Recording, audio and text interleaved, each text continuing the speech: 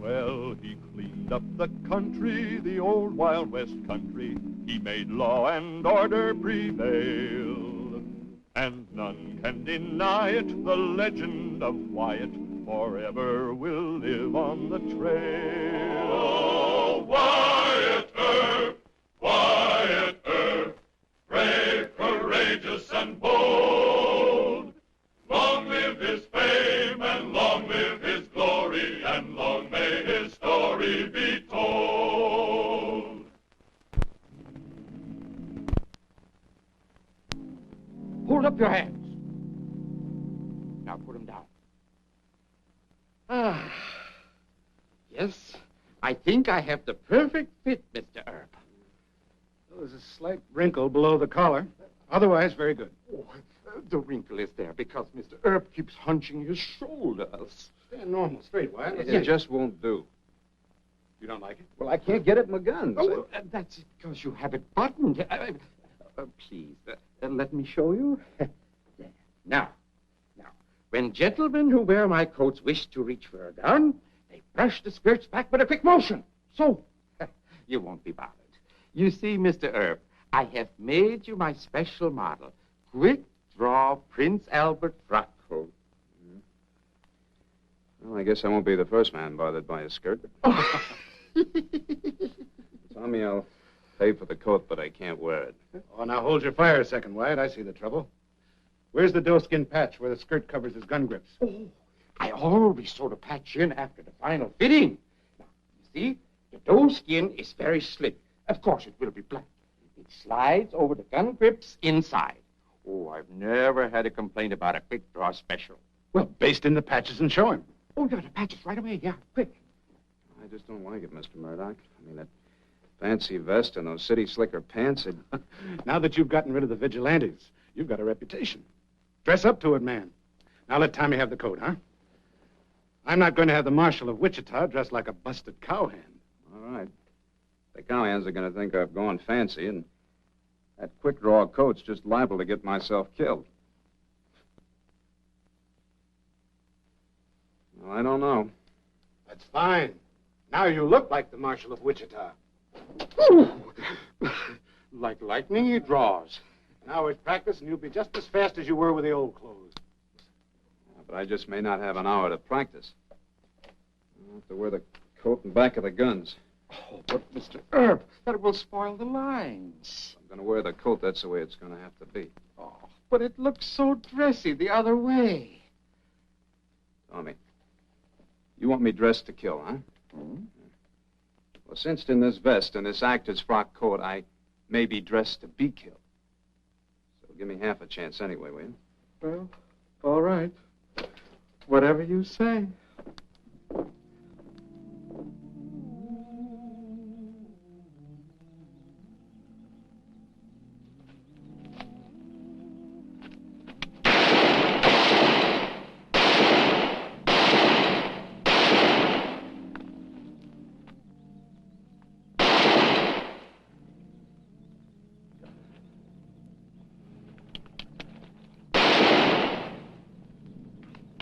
That'll take care of you, Earp.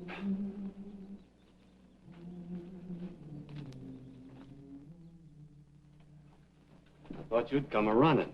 Buff Yancey, is that his name? That's right. Never heard of him, Pete. Did you? No, but boys in his line of work use a lot of names. Where is he? He's in his room. I told him to stay there until you could talk to him. Let's go see him.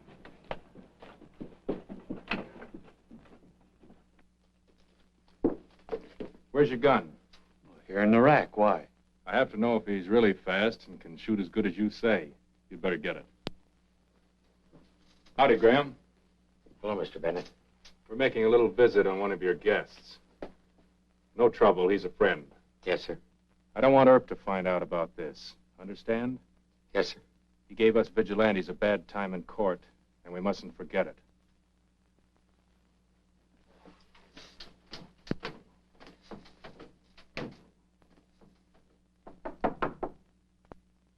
It ain't locked. Mr. Yancey, this is Mr. Bennett. All right. Pete tells me you're quite a gunfighter. I do all right. You put a head on Wyatt Earp a couple of times? Beat him on every draw, if that's what you mean. Why didn't you kill him? No reason to. Isn't he something, Dave? Even had the drop on Earp and he never killed him. Just slapped him in the face and took his gun away. Doesn't make sense. Nobody was paying him to, he says.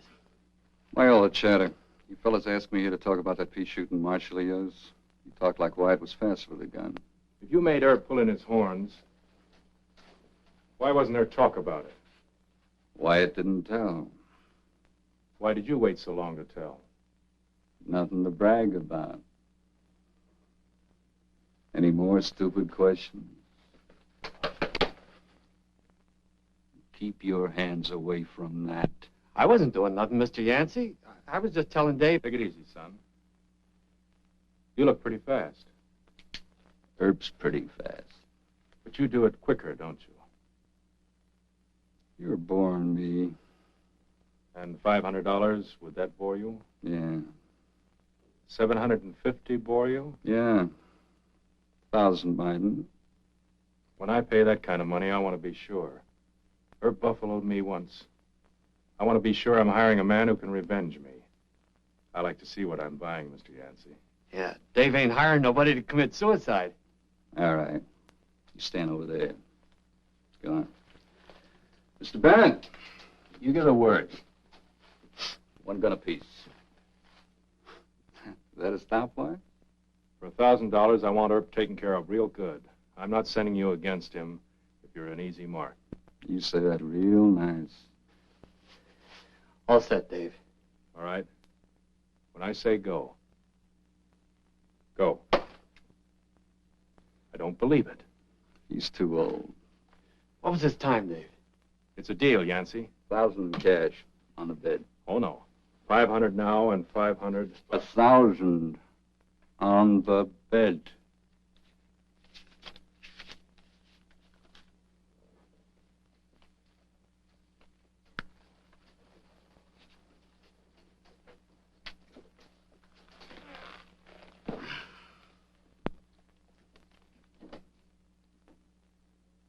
Are you sure you don't want to count it? If it ain't right, I'll gun you instead of Earp.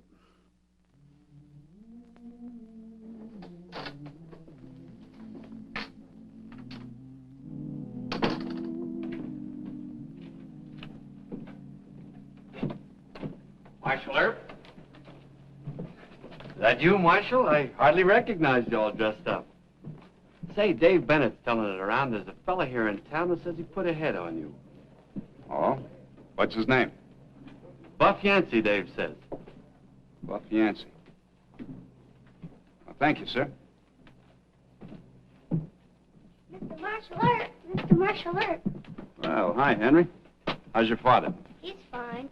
Gee, thanks for getting us back our horses. Don't mention Gosh, you going to a funeral? it. Well, I hope not. Well, you sure dress like it. Well, what I came to tell you.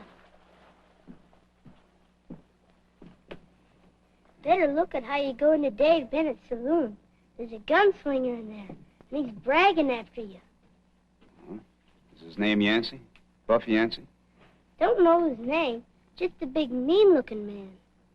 Well, thank you, Henry. We'll both look out for him, okay? Okay. And you run along. Wyatt. There's a fellow looking for you by the name of... Yeah, I know. Buff Yancey. Yeah. You know him? Well, not by that name, no. Did anybody ever put a head on you in gunplay? Not that I recall. I didn't think so. Yancey checked into the Wichita Hotel. You know where he's from? Registered from Abilene. Clerk says he palled it up in a bar with Pete Gamble. Had a talk in his room with Pete and Dave Bennett. Dave Bennett and the vigilantes never give up, do they? Well, you better wait here, Mr. Murdoch. Oh, no. If you get killed, I want the story quick for my paper. Thanks.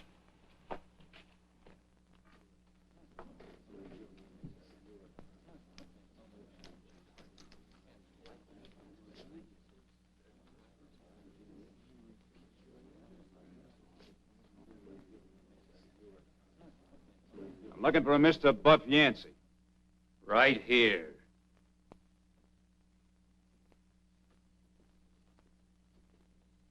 You really Mr. Yancey?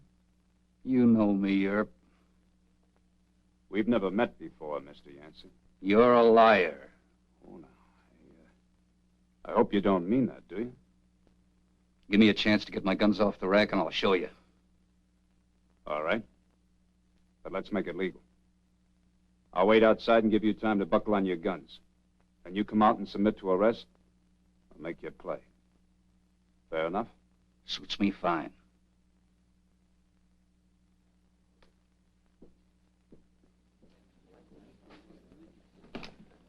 He's wearing a tailcoat. First time I ever saw him with one. It's bound to slow him up. Fast or slow, I'll handle him.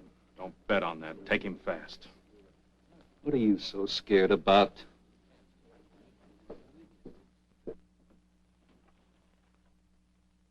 Don't try to hide, Herb. Come on, step on, take what you got coming. I hate to say it, but Mr. Marshall Earp ducked into the alley, Mr. Yancey. Do me a favor, kid. Yes, sir. Tell Earp he can't hide forever.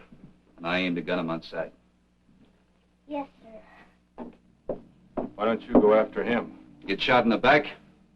He's a marshal. Let him come after me. He'll have to do that or be laughed out of town.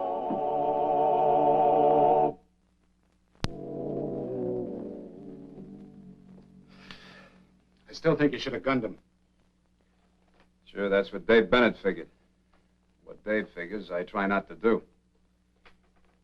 You know, this Yancey just doesn't make sense. He ran a bluff on you in front of a lot of people. Sure, but why? You can't afford to let that stick, Wyatt. Stay marshal.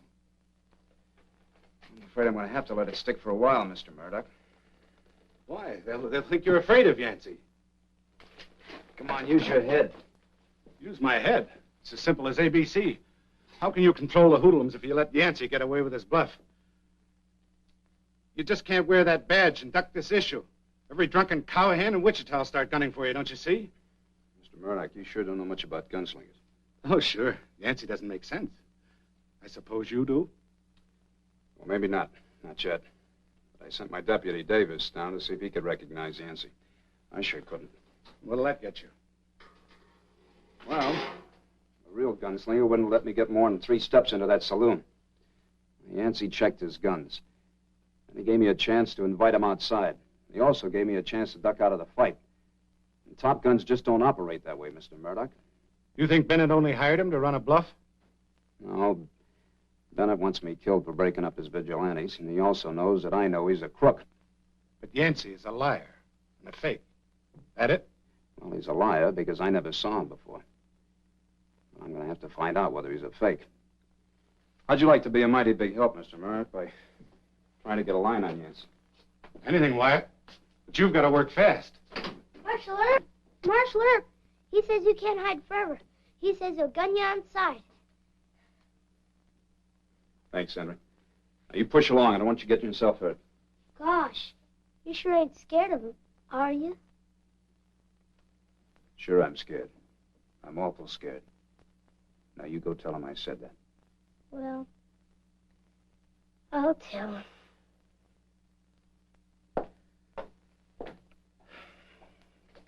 It'll take hours, maybe days to get a line on him. Why don't you just go shoot him and have it over with? Is that what you brought me to Wichita for? But he's a killer. He's hired out to Bennett. He just wound him, buffalo him, do something. Well, I like Yancey. What? There's always a big reason why a man brags that much. Oh? There's something that goes on in a man's eyes when he challenges you to a gunfight. I don't know exactly what it is, Mr. Murdoch, but you catch a glimmer of what he really is. For him, it might be the last few seconds of truth. All right. You like Yancey. Why? Well, he just doesn't have that real killer look. Oh, he acted tough and talked tough, but his eyes told me he was driving himself to the job. If it ever came to a real showdown, I just couldn't wound him. He'd want to go all the way. I'd have to kill him. That isn't a good marshal's job. All right, Wyatt. I'll get right to work on it. Thanks. I'm going to go down and check out the rest of my deputies. Maybe one of them has heard of Yancey.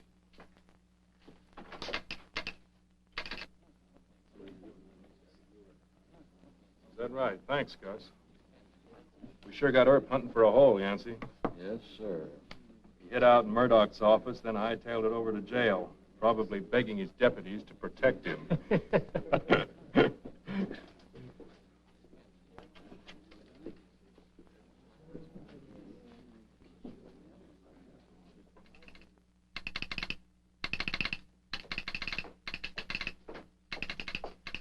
Big favor to ask, Mr. Murdoch, for Mr. Earp. Thought I'd better not send us through the wire down to the station. Would you send a telegram for us? Sure. What are you doing? Going outside of Wichita for information? This time we are, sir. Put this on the wire, will you?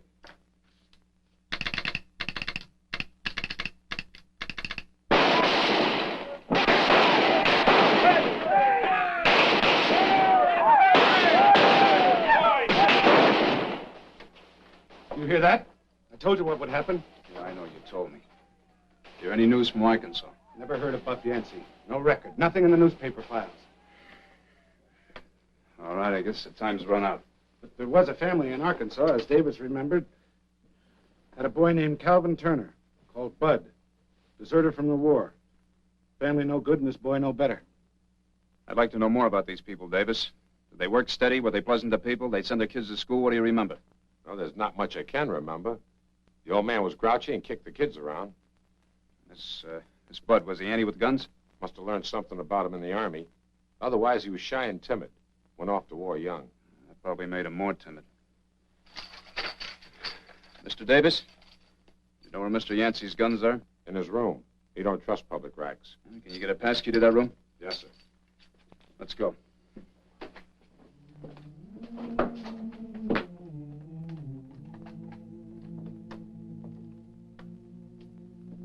What's the hole?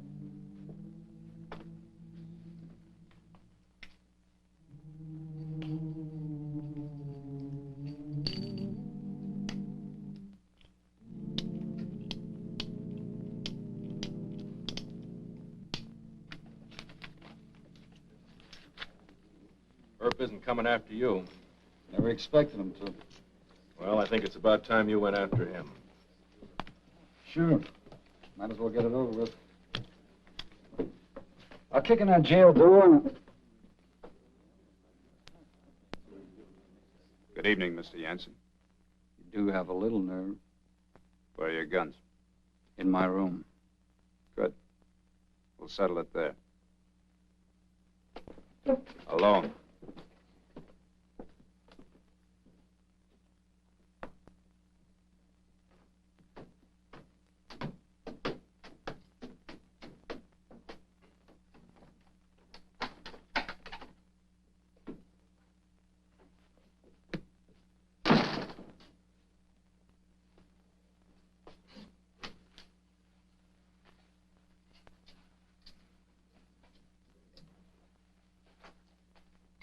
Take your time, Mr. Yancey.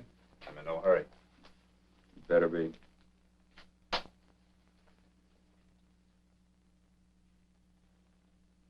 You better check your guns, Mr. Yancey.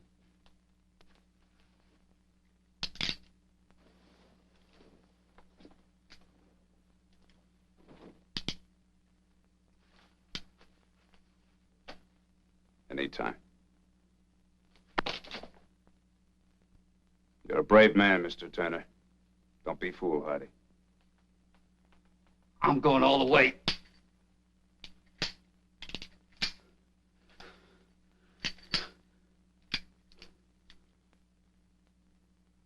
Dead cartridges.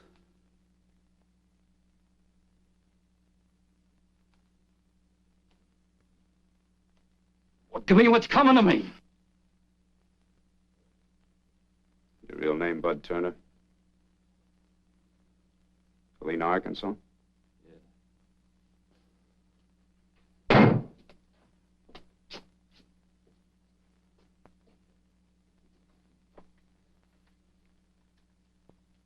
What happened to you during the war? I was afraid. I ran away. Well, everybody's afraid at one time or another, but it's only common sense to be afraid.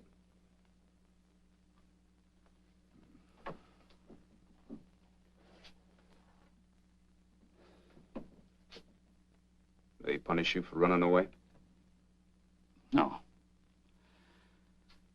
The living ones didn't notice. Only my dead friends saw me. You think they accuse you? I don't know. But sooner or later, a man accuses himself. So I hit the trail. I bought me guns. I wandered around trying to be brave enough to face a fight. Found out it was the only way to exist. You faced it. With dead cartridges and a slow draw.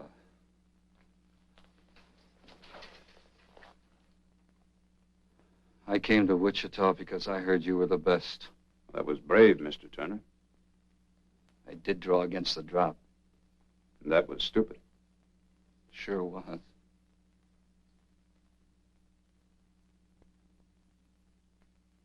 Why'd you shoot? Well, I'd have been a murderer if I had. See, I got a key to your room, and I came in and put dummy cartridges in your guns. Now, just one more thing. Did you take money from Mr. Bennett? Yeah. $1,000. Stuffed it under the rug.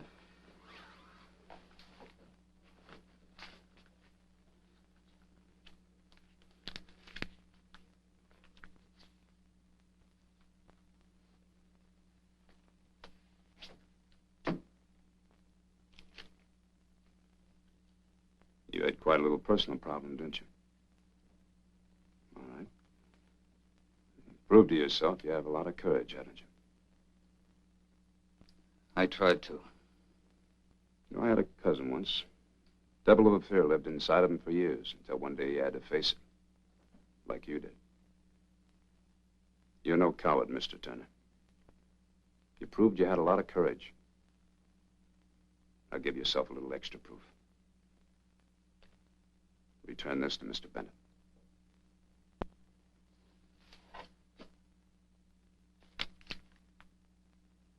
Yes, sir.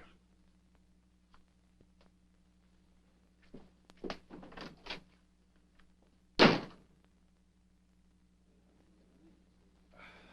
been up there an awful long time. I haven't heard any shots. I think I'll go check.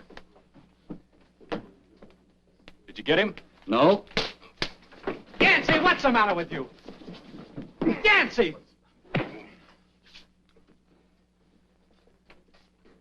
Don't anybody mess with Wyatt Earp. He was faster than me. And he'll handle any 10 of you. All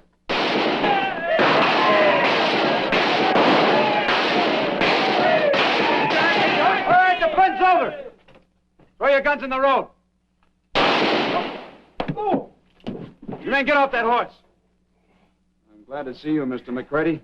Pick up their guns and start into jail. Help this man.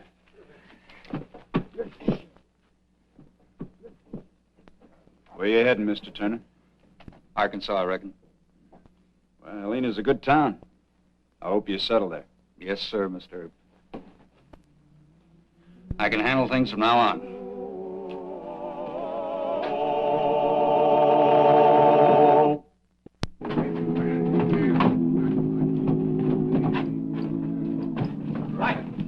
What happened? Nothing much. You know, that tailor did an awful nice job on this coat. Yeah, but that killer, Yancey. Well, like I told you, there's always a big reason why a man brags that much. Right nice fellow once I got to know him. He took off for Arkansas.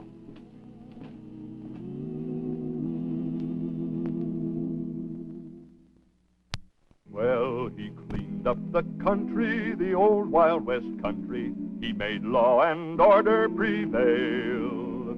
and none can deny it. The legend of Wyatt forever will live on the trail. Oh, Wyatt Earp, Wyatt Earp, brave, courageous, and bold.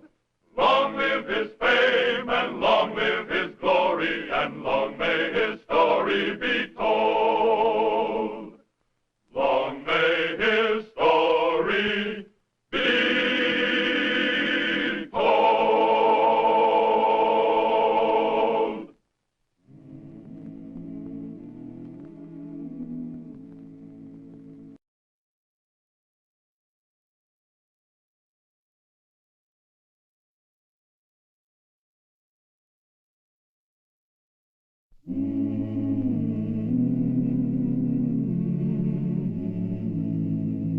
Wyatt Earp, Wyatt Earp, brave, courageous, and bold. Long live his fame, and long live his glory, and long may his story be told.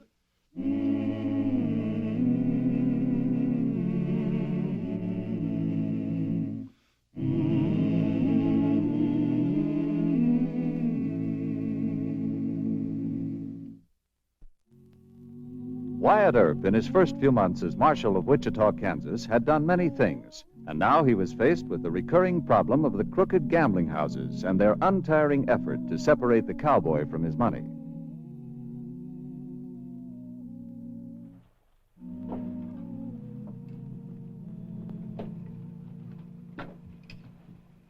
Reloading cartridges? Mm-hmm. City gives you all the factory loads you asked for. They don't have this new type bullet. It's made of copper? Copper jacketed. What's the idea, Marshal? Well, they're a lot more accurate than the lead kind. They don't smash a man up so bad. That's the whole idea of a 45. Smash a man up and drop him in his tracks, ain't it? Well, it's not my idea. All I want to do is discourage him from shooting. And these'll do it. Mr. Marshal Earp, Yes, sir? is it true what they say, that you're a darn Yankee? Well, who says that? Mr. Billy Joe Mahundra told me. Billy Joe's in bad trouble. I don't suppose you'd help a Southern boy.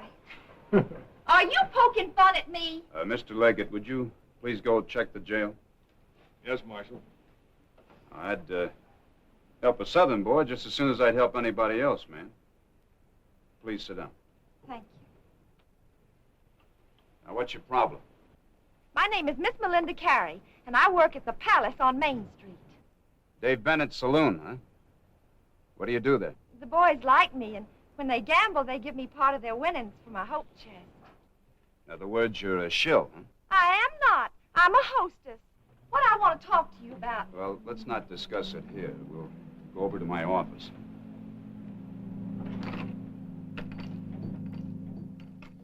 Well, let me get this straight. You say that Billy Joe sold $8,500 worth of cattle, and then he lost all of that gambling at the Palace, is that right?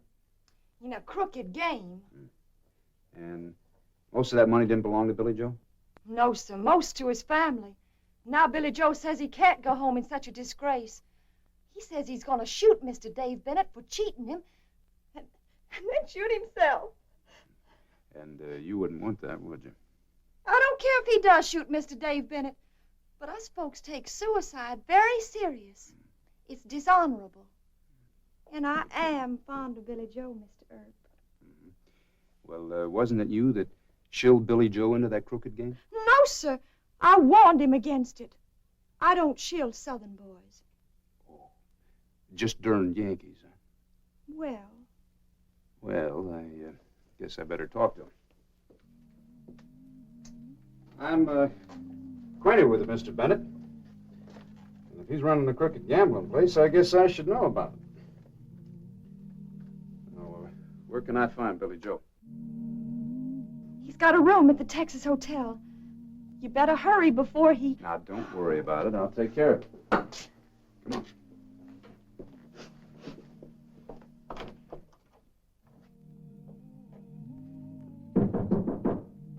Who is it? Wyatt Earp.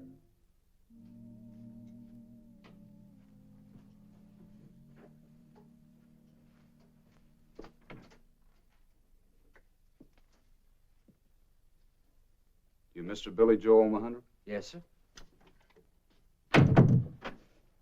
Miss Melinda tells me you had a little money trouble down at the Palace Saloon, and she doesn't think you had a gun, Mr. Bennett. Well, why would you care?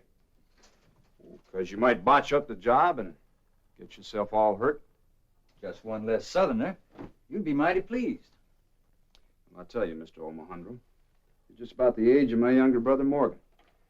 I don't care whether you're from the north, east, west, or south. But I do care about crooked gamblers cheating young fellas like you out of your money. I'm not a friend of Mr. Bennett's. Oh? Oh, he tried to run me out of town. I had to crack him over the head a couple times. Good yank. I'm sorry, Mr. Earp. That's mine. I had me some new models like yourn, but when Bennett cleaned me out, You don't care. You just came here to make small of me. Now, look, I don't want to have to fight the Civil War all over again just for you. Now, do you want your money back or don't you? Yes, sir, I want it back. All right. Now, you think there might be some Southern gentlemen in the bar downstairs? Well, I reckon. Yes, sir. Let's go have a talk with her.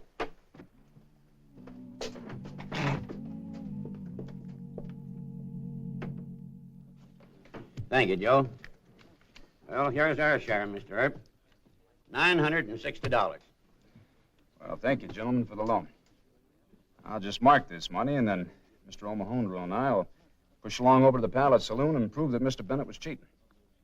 Just one thing worries me, Earp. I can guess what it is. I'm a Yankee, huh? Will any of you remember who threatened to resign from the United States Army when the carpetbaggers wanted to try Lee and Davis for treason? Well, Grant and Sherman. That's right. So, let's have peace, you all. All right, let's play some cards and hope for the best. 10 on the odd, 5 on 13, and 5 on the red. All bets down. Let her go.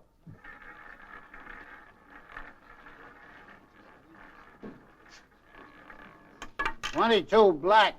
Even. Mr. Bennett, Mr. Bennett. It's an old trick. This brake stops the wheel. It's hooked up to a push button on the floor. What's the trouble, Earp? You. You want to explain this here or in your office? Explain? Are you suggesting I'm not that I run- suggesting. I'm telling. Leave it alone. Put it on the table. I want your cash box. Give it to him.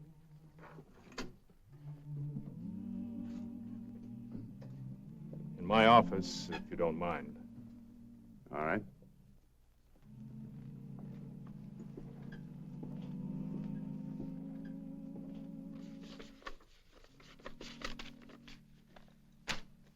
$960, all marked money. All right, Mr. Bennett, I want $8,500 more. You and the kid frame me. Now get the money.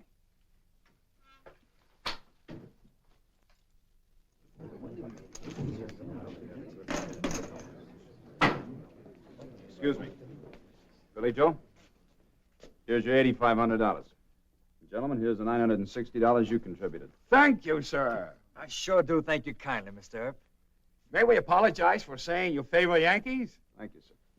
You run back to the hotel. I'll join you in a little while. Yes, sir, but I... Go on.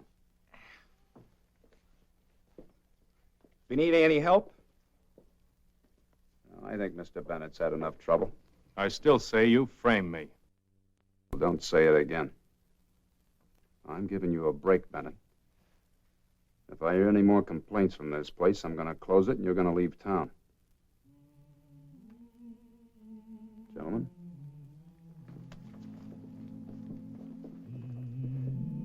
Who tipped Earp off? One of the shill girls? None of them would do that. Let me see who was shilling the kid. Give me the chip box. What was the name of the Southern girl? Melinda. The yellow chips belonged to Melinda, and Billy Joe was playing with yellow chips. I'll check on Melinda.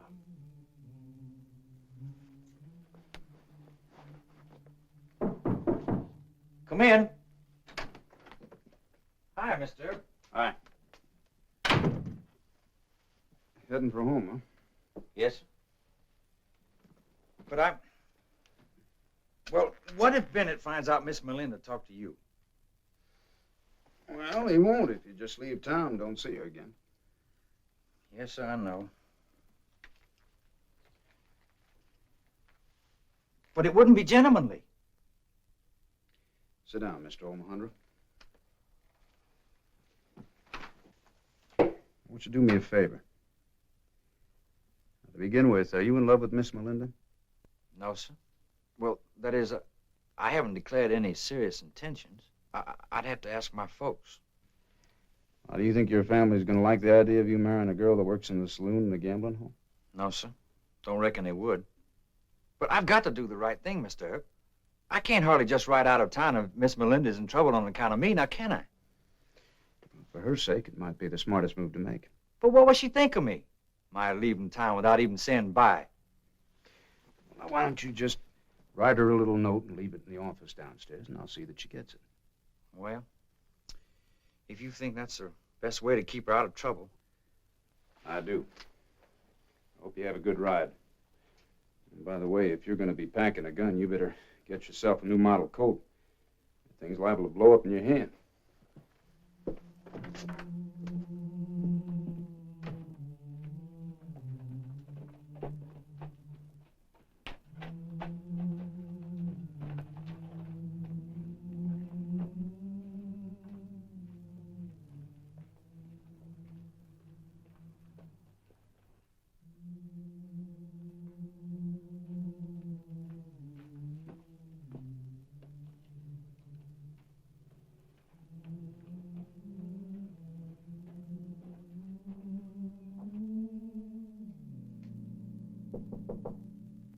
Who is it? Billy Joe, ma'am.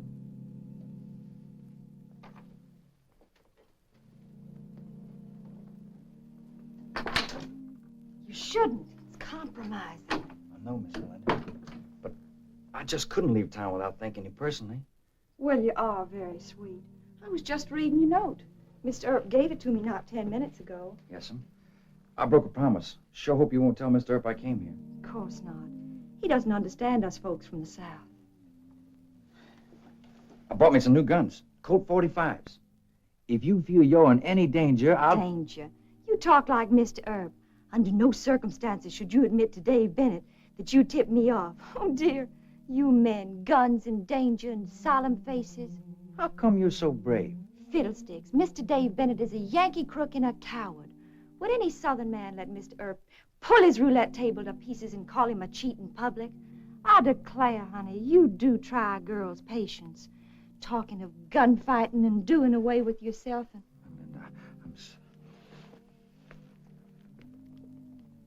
And... Look what you've done. Miss Melinda, will you do me the honor of becoming my wife? No matter what your mama thinks about it? No matter what anybody thinks. Well, you are awful sweet, Billy Joe. Still and all, I'm not rushing into an important thing like this. Yes, you are. I'm riding straight home and tell the family. Please, Billy Joe. I'll be waiting. 5 days it'll take. That's all. 5 days.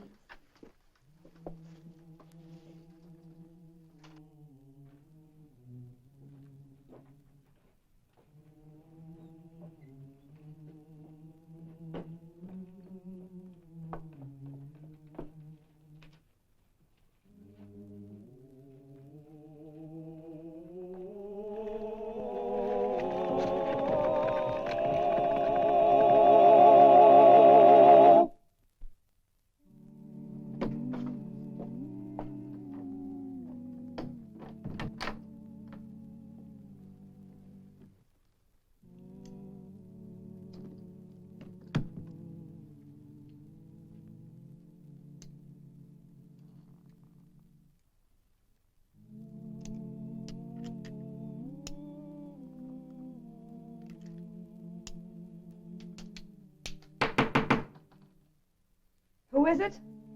Dave Bennett. Go away. It wouldn't sound good if I had to kick this door in. I'll let you in.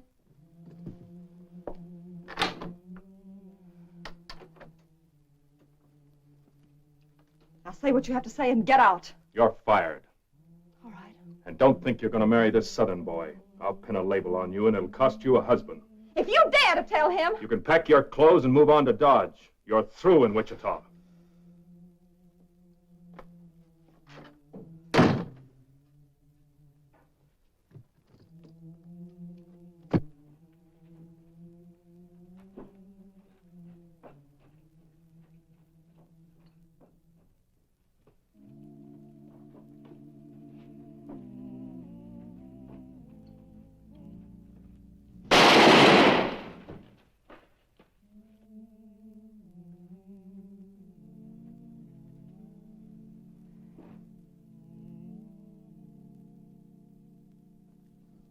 I've been hunting a good cadaver to send to the medical school for weeks and weeks, so what do you keep bringing me?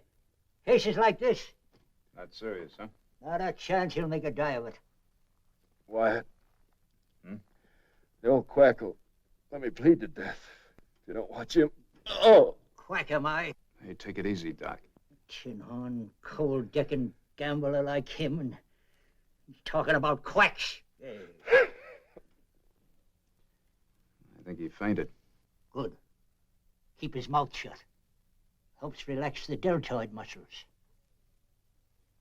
Hey, the dang bullet went all the way through and lodged against the left clavicle. We'll have to turn him over on his back.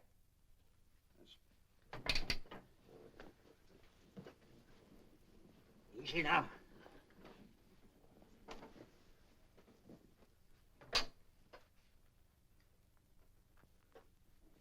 No. It bounced off the clavicle and is lodged right under the skin. You see the lump? You gonna take it out? I don't know. I ought to leave it in and let the ornery cuss suffer a lot of pain, but I'm a doctor.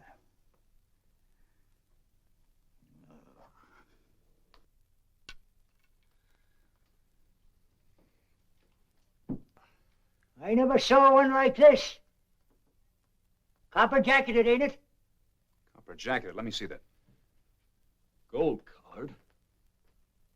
You awake? Why don't you faint again?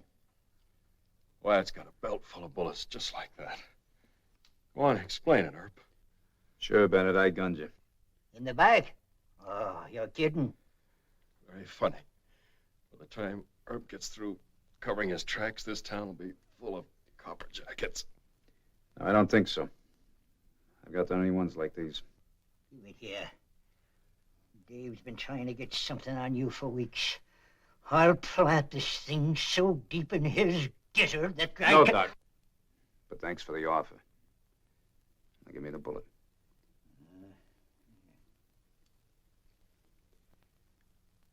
You gonna accuse me of gunning you? Just as soon as I can get to the courtroom.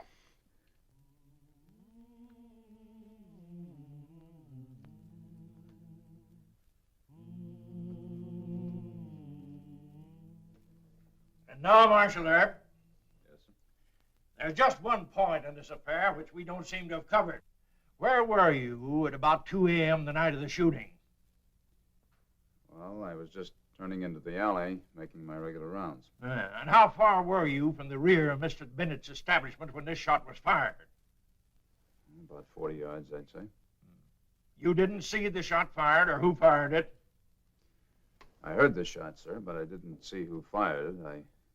There wasn't anybody in the alley at the time except Mr. Bennett. I saw him stagger and fall, and I ran over to him. Oh, one moment. Did Mr. Bennett say anything that would lead you to believe he knew who his assailant was? No, Your Honor. Mr. Bennett has made a grave charge against you, Marshal Earp. The evidence is entirely circumstantial, but the court has no choice but to relieve you of your duties pending a full inquiry. Court is adjourned.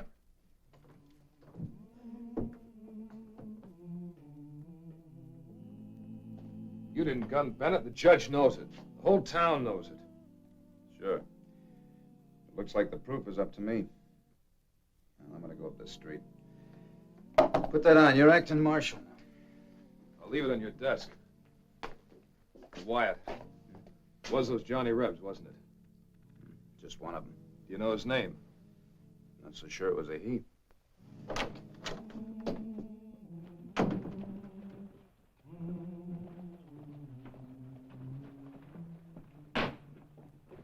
Why, it's Mr. Earp. Leaving town? No. Just want to have a little talk with Miss Melinda. A private talk. Tell him you're not talking. You've got no star. You're just a plain citizen now. I said in private. Let's not lose our temper, Mr. Marshal. Wait on the platform, boys. No. You get far away from me and stay away.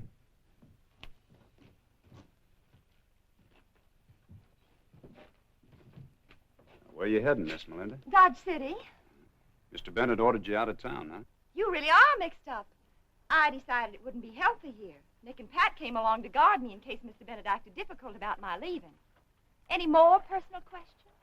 Just two. Was it you that gunned Mr. Bennett or Billy Joe? Oh, what impertinence! I declare. Because if it was Billy Joe, I've got to go after him.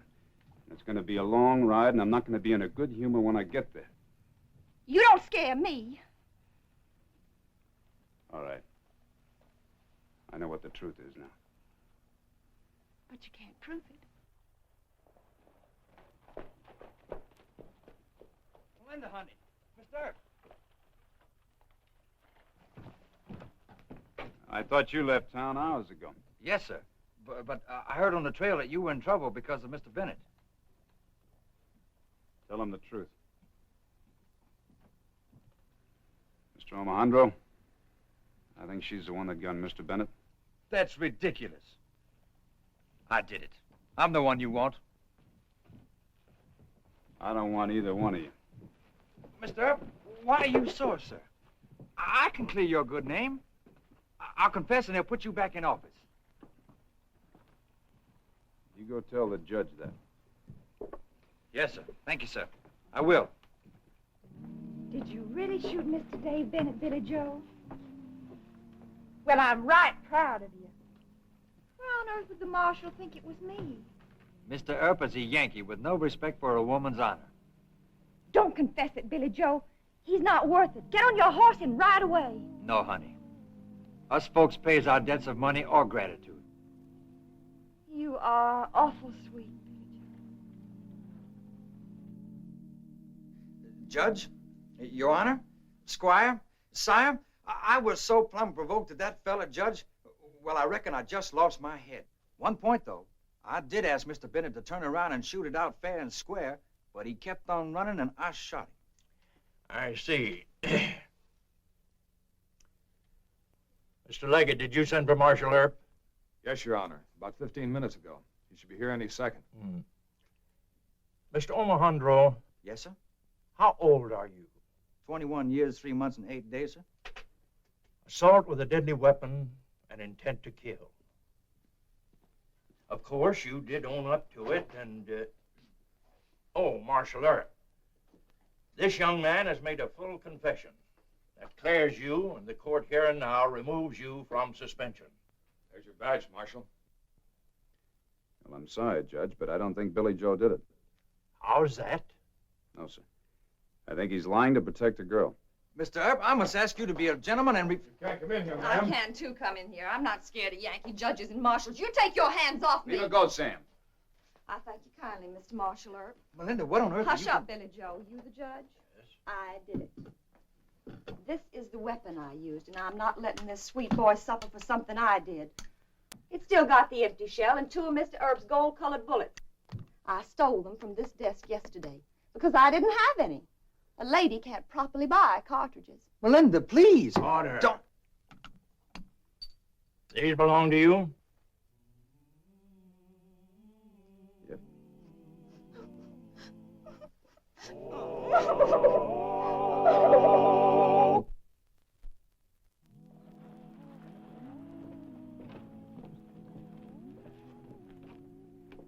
I'm coming back to Wichita and marry Melinda. You mean after she's free? Why, down south, a judge wouldn't even sentence her. Well, I don't think our judge is going to be too tough on her. Why not? Well, because it just so happens that Judge Jewett's wife is from Charleston, South Carolina. No fooling? Please, sir, tell Mrs. Jewett that I forgive her for marrying a Yankee. That's the proof of it. The good Lord, he loves the South. So long, Mr. Earp. So long, Billy Joe.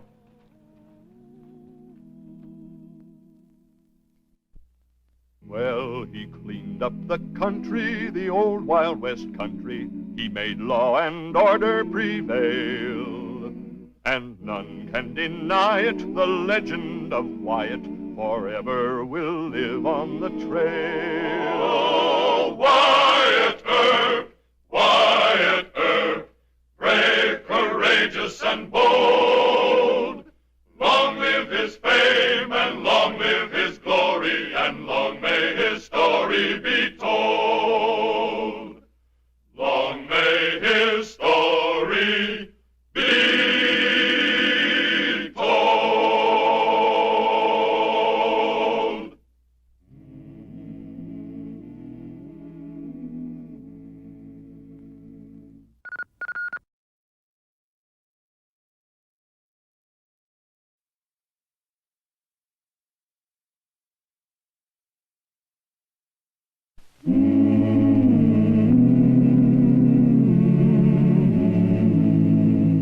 Wyatt Earp, Wyatt Earp, brave, courageous, and bold. Long live his fame, and long live his glory, and long may his story be told.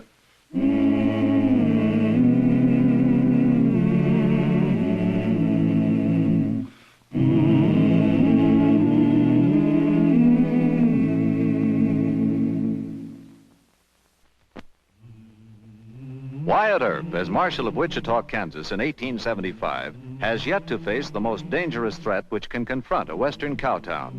Rebellious cowboys need only a leader like Manon Clements, the deadliest gunfighter on the brawling Chisholm Trail, to become an invading band of outlaws, determined to kill every peace officer and citizen who stands in their way.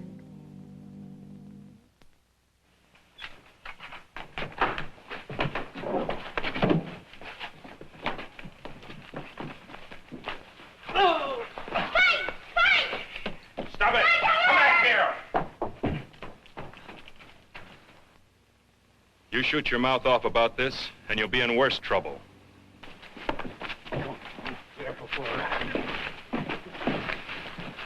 Right in front of the swan, Mr. Earp. Bleeding all over the place. The man kicked him right in the stomach. You wait here. Who beat you up, Mr. Haley? Bennett's bouncer. I run into a crooked faro game. Look at this deal box. I haven't seen one like that in a long time. Gapped up like that, you didn't have a chance. That's why I grabbed it. Bennett's dealer used this? Yeah. I slipped it into my pocket before they jumped me. Now, you need a doctor, Mr. Haley. I need a gun. You forget about the guns. That's what I get paid for. You men take him on over to Doc Fabrique's office. I'm all right. Now, you go on over there. Forget about Bennett. He's my problem. All right. Come on.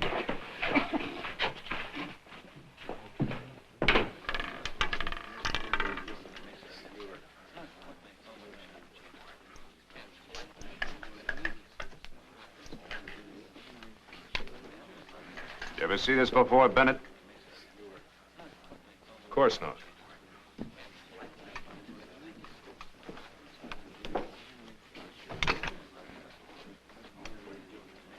They both got your own personal brand of cards in. Only this one's a screw box. It's not mine.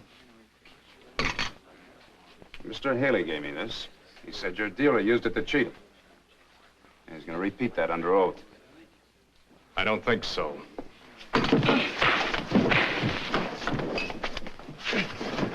Mr. Haley was a friend of mine, and I'd like to return what you gave him. Oh! I'm going to give you 6 hours to close up and get out of town, Bennett. You can't prove that... I can prove. You're short in this town. I said 6 hours.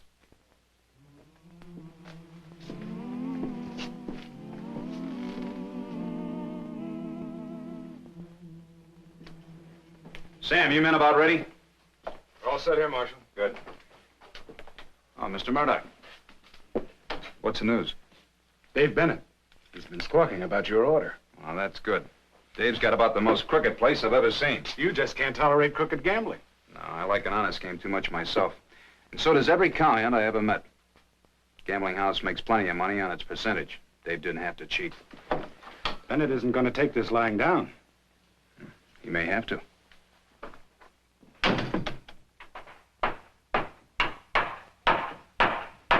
What's the idea of letting Earp run you out of town, Dave? He ain't got no right to close you up.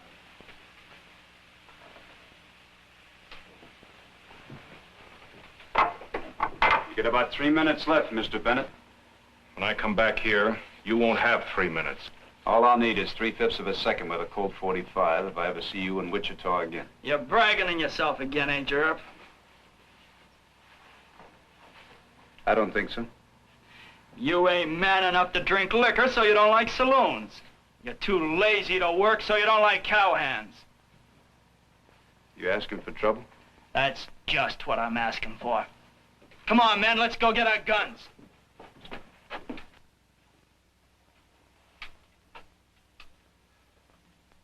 All right, now break it up. Go on, move!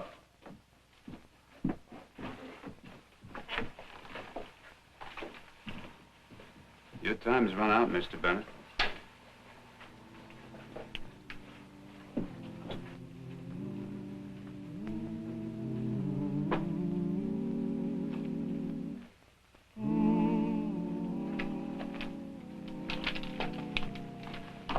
Next time you see me in Wichita, you'll be hiding up a trade.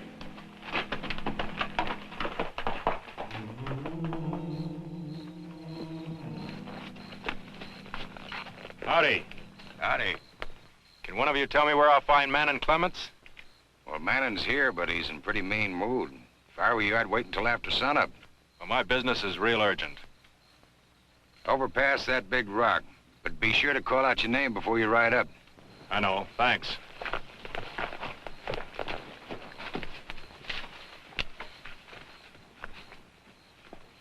Manning's killed 26 men. Hey, I wonder if I did the right thing by telling that stranger. 26 poor fellows in their grave.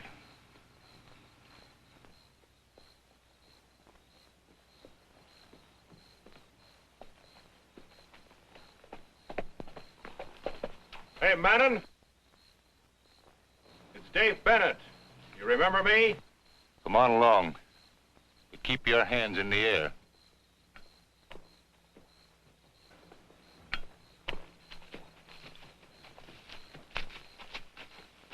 This the way you want it? That's the way I want it.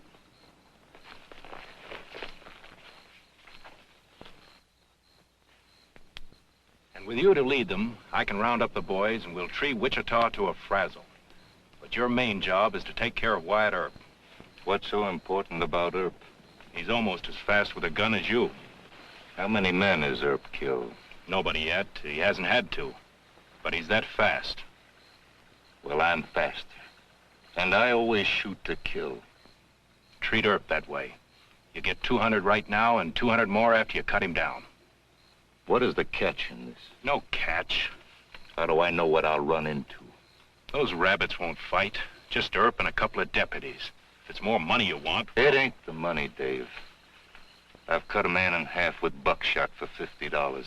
And for no money at all. Well, then what's bothering you? I don't like towns. You get Earp out here. Oh, he's not that stupid.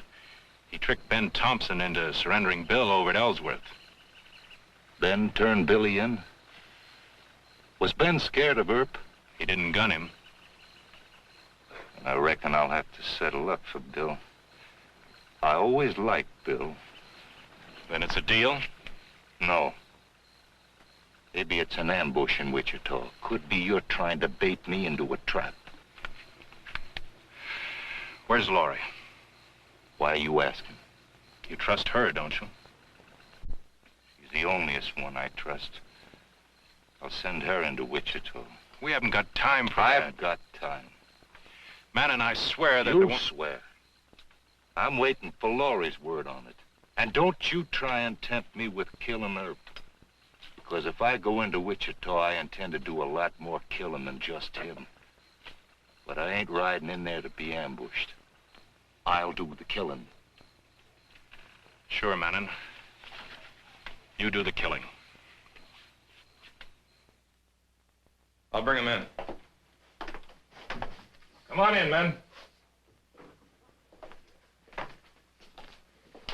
Marshal, it's Mr. Tom Davidson. How do you do, sir? Mr. Davidson, you and your men refused to check your guns, is that correct? We're not saying any more. Now, you don't look like the type of man that would want to spend 10 days in jail. 10 days? We can't be in jail when Manning Clemens is coming to town. What? With a lot of cowhands. They aimed at Tree Wichita. Clemens is going to gun you, Mr. Earp. Where'd you hear this? We trailed him from Dodge City. Last night, we joined a cattle outfit driving here. There was a lot of wide-open talk. You say you were trailing Clemens? He killed my son. Murdered him in cold blood. Killed my grandson. Killed his brother. Do you blame us for trailing him with guns? No, sir, I don't. I'm sorry. Then turn us loose. Mr. Davidson, are any of you men expert with a gun? There'll be 5 of us against Clemens. He'd kill 2 or 3 of you before you got him. That's a big price to pay. I don't think your families would want you to pay it. I'd pay it. For my boy. Not in this town, you won't. Mr. Leggett, we'll have to hold him for a day or so. I'm going over to the newspaper office. I'm sorry, gentlemen.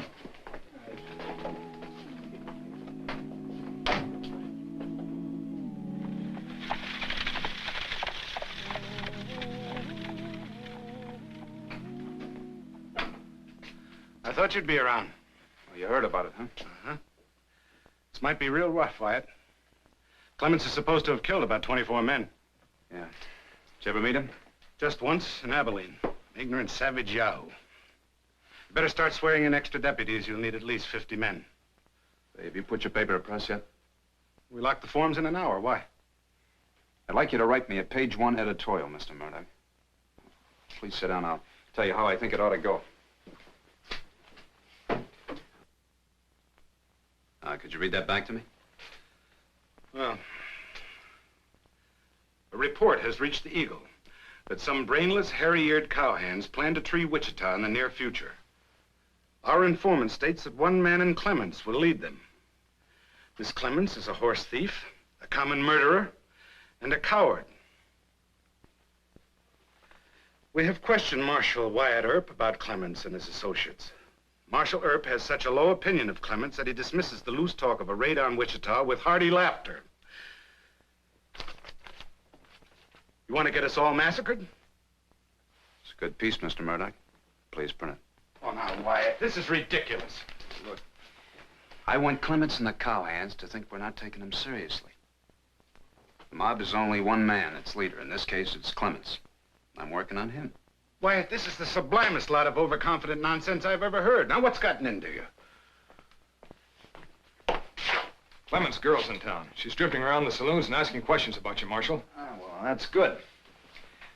I'd like to know her name and where I can find her. Her name's Laurie Castle. She's stopping over at the Texas house. I think I'll walk around a little. Oh, will you print that for me? Along with your obituary.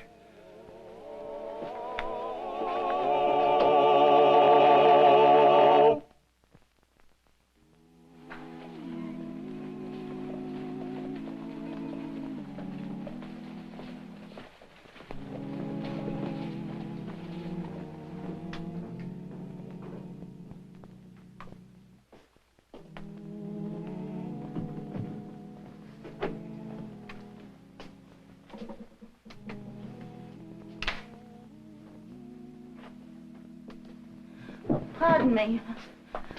Are you Wyatt Earp? Yes, and that's right. Mr. Earp, I'm Laurie Castle. Miss Castle. I've heard so much about you that I didn't want to leave town without saying howdy. Well, thank you, ma'am. Oh, wait, Mr. Earp. Just saying howdy isn't all. Oh? It's business. Won't you come over and sit down for a minute? Well, I'm sorry, ma'am, but I do have my afternoon It won't calls take long. Please.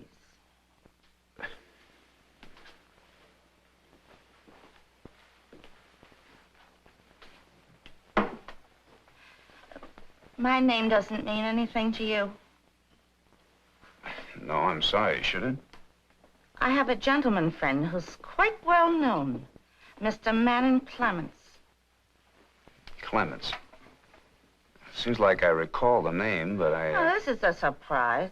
How come they let you be marshal here if you don't know about Mr. Manning Clements? Seems I remember a family in northern Illinois by the name of Clements. Oh, yes, of course. Mr. Clements got into a few gunfights, didn't he? But none of them was really his fault, Mr. Earp. Well, of course, he's been in no trouble around Wichita here, but, well, does this business that you mentioned, does that concern Mr. Clements? It might, yes. Don't tell me you haven't heard the talk. Something in particular? They say that Mr. Clements is going to help the cowhands tree Wichita. Now, why would he want to do that? I don't understand. Mr. Clements has a friend by the name of Dave Bennett. He talked Manning into it. He did? But I can talk Manning out of it. That is, if I got paid for my trouble. Wouldn't the businessmen here think it would be worth some money to head off the cowhands? They might, but exactly how would you persuade Mr. Clements? I know him sociably quite well. Well, when would you expect the money? In advance, just as soon as it can be collected. How much? Seems like it would be worth $500. It might be, but, well, I'd have to know a little bit more about how you expect to handle Mr. Clements. Well, he's right fond of me. And if I requested him, you want the solemn truth? I can scare Manning. I'm the only living soul who can scare him. Oh, now, Miss Castle. It's the truth. I can tell him you're setting up a surprise for him here. Mr. Clements doesn't like to be surprised in a town like the James boys were. I can tell him he'll be trapped in an ambush. Well, of course, none of that would be the truth. Oh, for heaven's sake. Well, you see, Miss Castle, our mayor and the businessmen, they don't want me to fight the cattlemen. No. And Bennett knows that, and he'd tell your friend, Mr. Clements. So you just have to think up something more scarier. All right. I got something a heap sight scarier. To tell you the truth, I didn't think anything could scare Clements. Seems like you keep on calling me a liar. I've said all I'm going to say. Well, now, I'm sorry, ma'am. I didn't mean to offend you. Even if I told you the real secret, you wouldn't believe me. I can't very well raise $500 for a secret you won't tell me.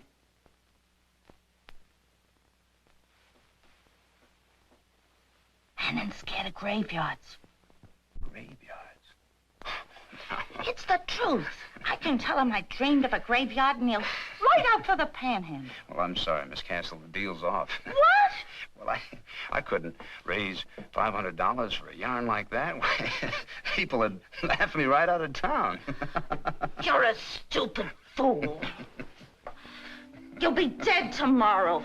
Graveyards.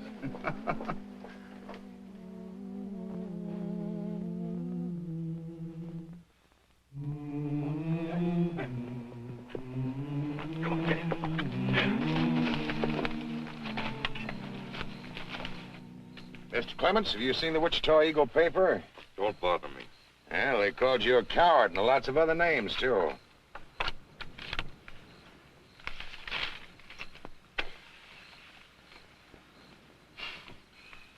They've said a lot worse things about me. Come on, play poker. Doesn't it make you sore to have Herb call you a nobody? That we're bluffing?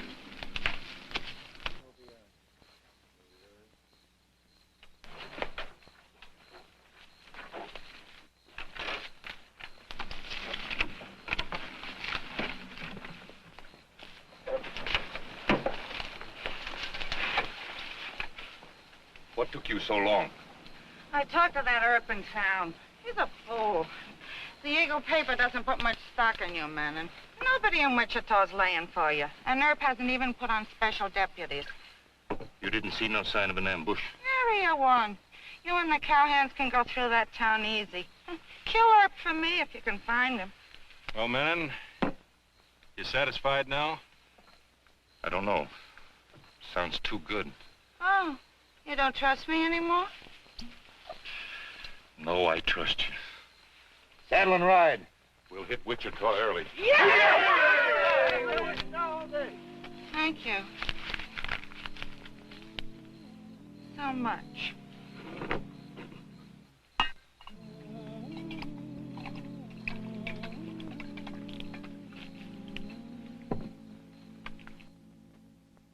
Well, we've armed about 50 men, Mr. Murdoch. So if I can't stop Clemens here at the edge of town, we can cut his outfit to pieces when he crosses the city line. Why try to stop Clemens and turn the others back? Let them come in town, take their medicine. That's right. Look, I started all this by closing Bennett's saloon. I'm going to finish it without getting a lot of people hurt. All right. You ride out there alone. What happens? Clemens won't palaver. I'm paid to take chances. If my plan works, people won't be killing and getting killed all over town. Well, yes, but if it doesn't work? So bury me.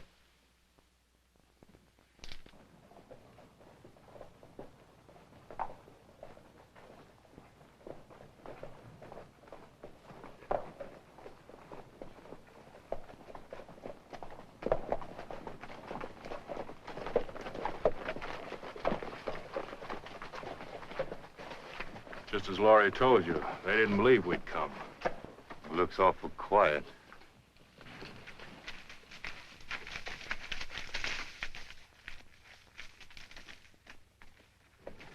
Is that Earp? Get him now. I don't shoot from a horse. Mr. Clemens, I want to talk to you. Get on off your horse and I'll get off mine. In a minute. But first, I want to warn you, I have 80 men just waiting for you to cross the line. You're bluffing.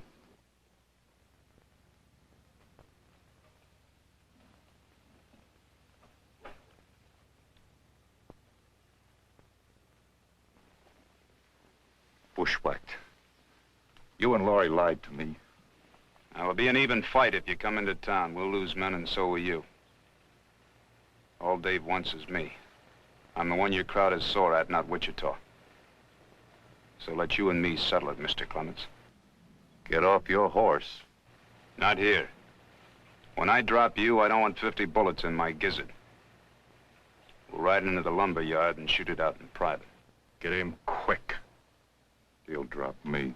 I can gun him in a fair fight.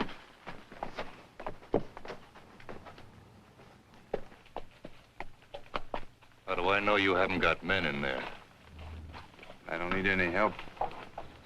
You talk brave, Mr. Earp. Picked a mighty nice morning to die, Mr. Clemens.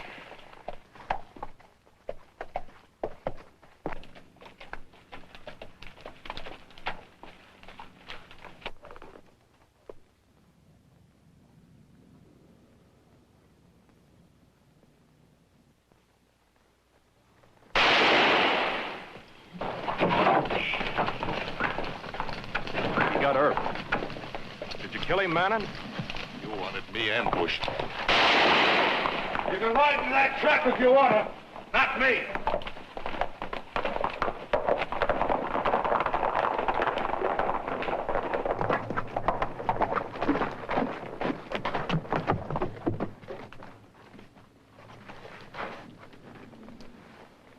What happened between you and Clemens? Saw an open grave with his name on it. It's too bad about Bennett. Should have died on the gallows. You tell Doc Fabrique I want him laid out in style for all crooked gamblers to pay their respects.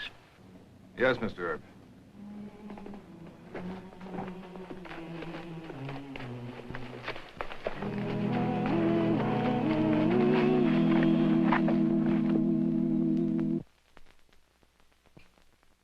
Well, he cleaned up the country, the old Wild West country. He made law and order prevail. and none can deny it. The legend of Wyatt forever will live on the trail. Oh, Wyatt Earp, brave, courageous, and bold.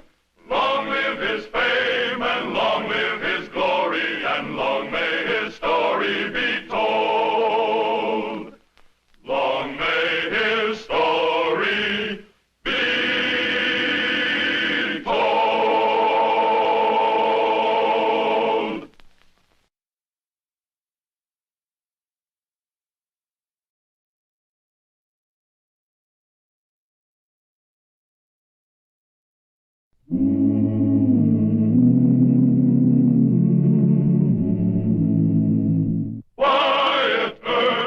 Wyatt Earp, brave, courageous, and bold.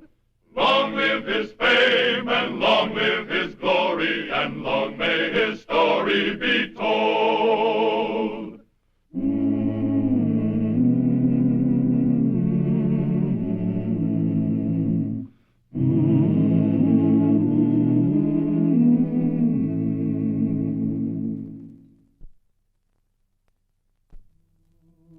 When Wyatt Earp, as Marshal of Wichita, ran Manning Clements out of town, he overlooked one dangerous fact. Clements, a notorious killer in his own right, was first cousin to John Wesley Hardin. In the West of 1875, Hardin was known as the deadliest gunslinger of them all. And Wes Hardin was now on his way to Wichita. Well, there's Wichita, hon. Right around that bend. Do we have to go to Wichita? Got to sell the horses. That's not the only reason. You listen to Manning Clements. Well, he's kinfolk, hon. Stupid, ignorant yahoo. Why don't you let him settle his own quarrel? Because Wyatt Earp's too smart for him. But he ain't too smart for me. More trouble. Oh, why, Wes? We're out of Texas. The law's not after you here. Why don't we just push on to Nebraska and get clean away? Because I owe it to Manning. Oh. I do owe him, hon. Manning, Joe, Jip, the whole Clements branch of the family helped me in that Sutton-Taylor fight. I hate and despise the Clementses. No man gonna tell no kin of mine to get out of no town. So you just let me handle this my own way, Janie. Manning asked me to do a chore for him. And I'm going to do it. Gunning Wyatt Earp. That's a chore.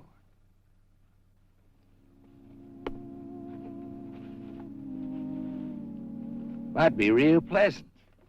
Here. Come on.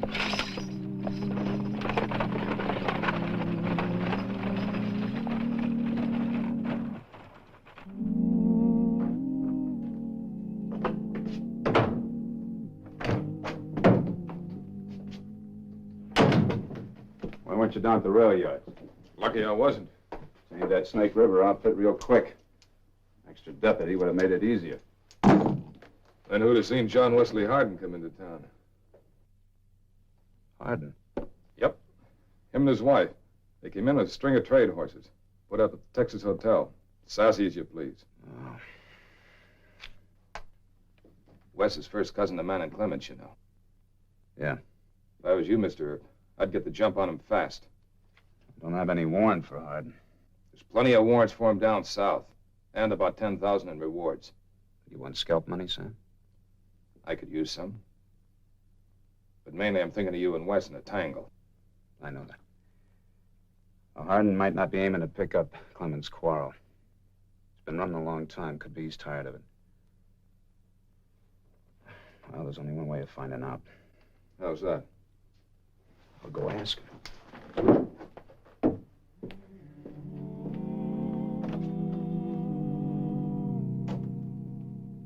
Hello, Mr. Earp. Hi, Ben.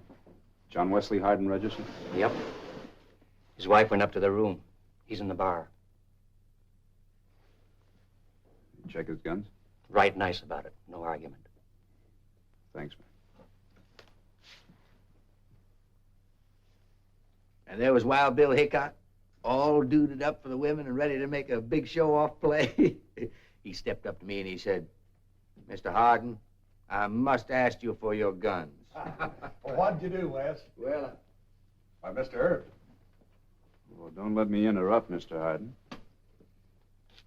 You Wyatt Earp? Well, you ain't much older than I am. You're quite an old man from experience, Mr. Harden. I sure am. I ought to be gray-headed by now, Mr. Earp. Wes, tell us what happened when Hickok asked you to hand over your guns. Well, it wasn't much. Just a little trick I invented. Would you like to see it, Mr. Earp? Now, Mr. Harden, I'm always interested in new gun tricks. Well, I have to get my guns. Well, don't bother. You can use one of mine. I've seen a few accidents, fellas, doing tricks with loaded guns. Seen a few myself. Hey, that's a right good gun. Good balance. Hey, you must have had a good gunsmith work over that sear. Did it myself. No fooling. That's right slick. I experiment around with guns myself. So I hear. Hey, Wes, you said you'd show us. Yeah. Well, Hickok was Marshal Abilene at the time, Mr. Earp. He asked me to turn over my guns to him, so I handed them to him. Grips first. And then I... The road agent spin, huh? Well, that's what they call it now. It's really the Harden spin. That's the fastest I've ever seen it done. Well, he's John Wesley Harden. Show us another trick, Wes. Here's one I bet you ain't never seen before.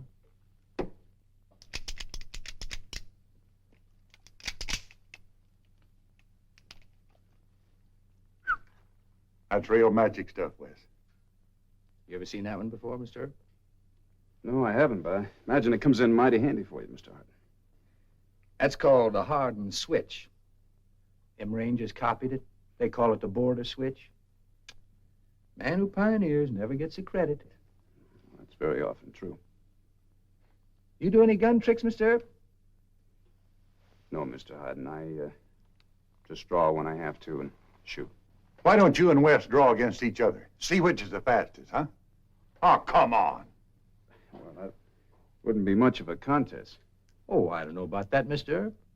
My cousin, Manning Clemens, tells me you're pretty quick, too. Well, Manning wouldn't know. He never drew against me. I don't take a bluff like Manning does. Well, you're a lot smarter than he is. He is pretty stupid, ain't he? He got scared by his name on a grave. Oh, no, I heard about it.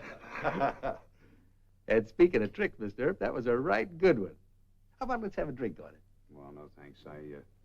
I don't care too much for that stuff, but I'm very happy to meet you, Mr. Harden. Well, same here, Mr. Earp. I'll see you around. Hey, bartender, set him up for everybody. Give me a burger. Myself. Harden, you're a dirty liar. What did you say? I'm a friend of Parrot Beak, and nobody calls him Parrot Beak and lives but his friends. James Butler Hickok, that's his name. The world's fastest gunman. And you never ran it over him in Abilene or any other place. You're just a no-good, dirty liar. And I'm gonna...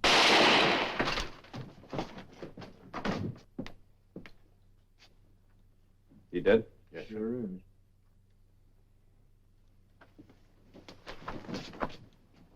Well, how'd you guess? He didn't invent the shoulder rig, Mr. Harden. It's used by gamblers on the Mississippi steamboats. Oh, not this rig. That spring clip holds it. That's my own idea. Well, I'll see if the judge will give you a patent. Judge, are you arresting me? That's right. Well, it was a clear case of self-defense. All these men will testify he drew on me first. That's right, Mr. Herb. This man had a gun in his hand when Wes drew and fired. I'm not too sure about that. To jail, Mr. Harden. Well, just when I was commencing to feel sorry for you. Wes! Wes, what have you done? Well, nothing to worry about, hon. I had to shoot a man, that's all. No. Are you Mr. Herb? That's right, ma'am. I thought for a minute, Wes, it was self-defense, wasn't it? Why, sure. I'll have to let the judge decide that. Can I go with him? No, you stay right here, hon. This won't take 30 minutes. Oh, now don't fret yourself, hon. They can't hold me.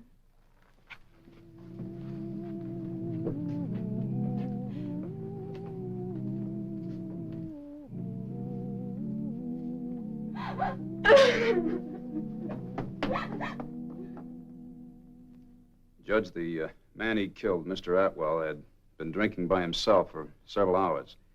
Well, it just doesn't seem logical to me that after seeing Hardin here do his tricks, he'd want to draw on him. He talks like a lawyer, don't he? Sure does. Order. Marshal Earp, these men have testified that the deceased did draw a gun. And you have said that when you found Mr. Atwell, he had a gun in his hand when he was lying on the floor. That's true, Your Honor, but Hardin or anybody else here could have put that gun in his hand after he was shot. That is only your theory, Earp. Yeah. Where's your proof? Order. For lack of evidence to the contrary, the court must rule that you shot in self-defense. But I'm fining you $100 for carrying this gun in violation of our city ordinance. Fair enough. Your Honor, I think this man ought to be in jail. I'm not satisfied it was self-defense, and I'd like to work on the case. You mean you'd like to enjoy life for a few days? Are you threatening Mr. Earp? Oh, no, sir. Nothing like that. Your Honor, I withdraw my objection. Find him and turn him loose. Very well. But I'd advise him to leave town. 50 and 50. Are you telling me to leave, Judge? No, I'm suggesting, Mr. Hardin. And you might be grateful to me someday. I ain't shown Earp the real trick yet.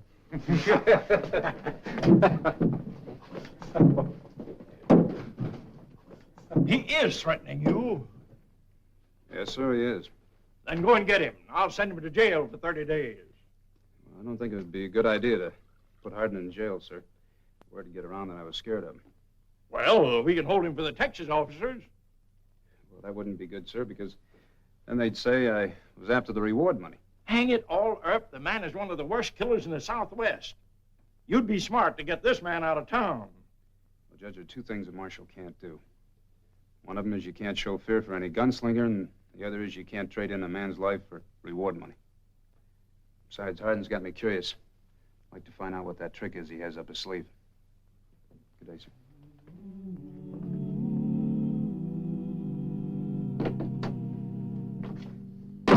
Sorry I'm late, hon. You said 30 minutes. All that Wyatt Earp tried to hang me on a murder charge. Then he asked the judge to put me in jail for carrying Sweet Betsy. I ought to gun him for that, if for nothing else. Isn't one man enough for you in this town? I had to drop Atwell. He was reaching. You don't have to gun Earp. No.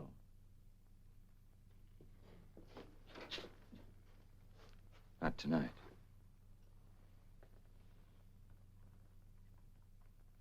Not any time. Look, Wes, I didn't unpack. Let's get out of here now. Oh, please. You can go if you want. Just hitch up the team and go. You've said that to me quite a few times lately. I say it again.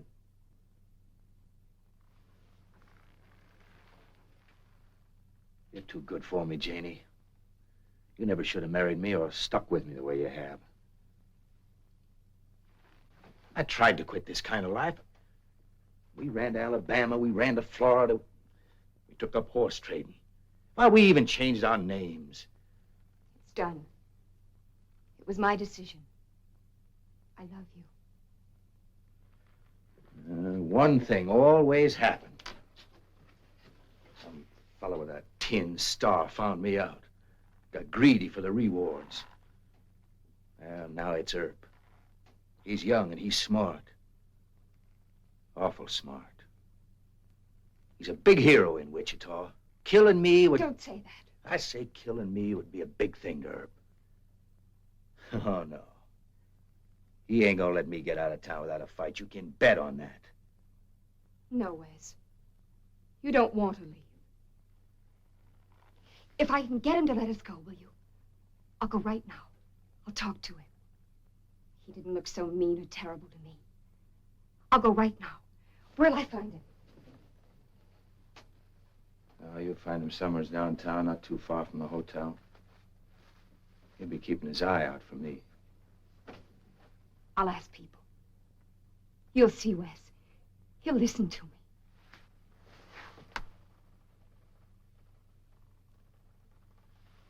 You won't leave. You'll be here when I get back.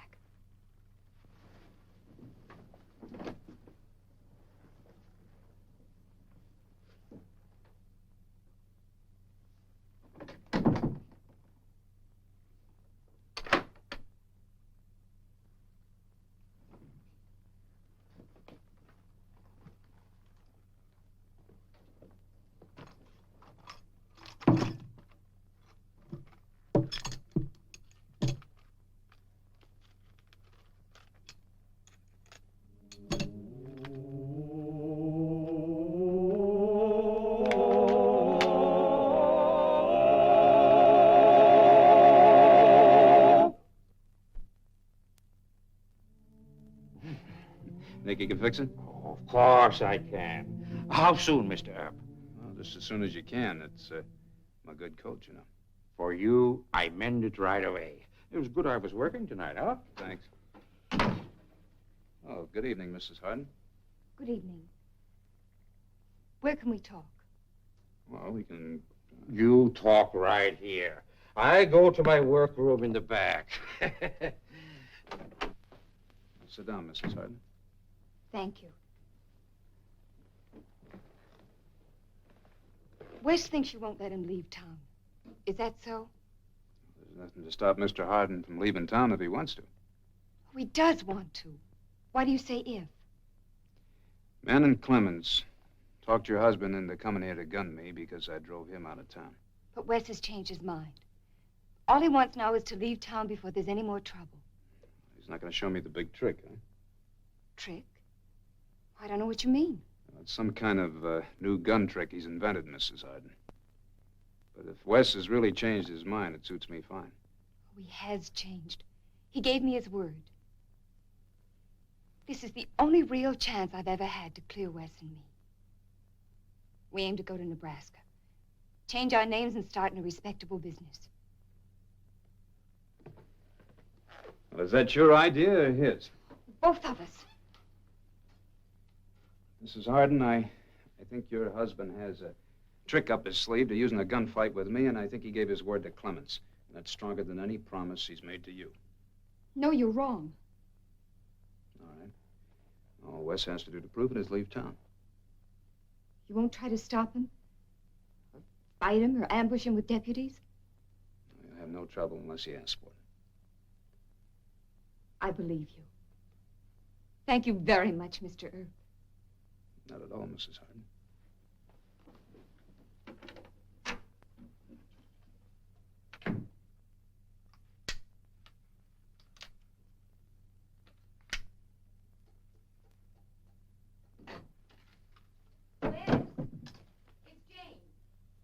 In a second, hon.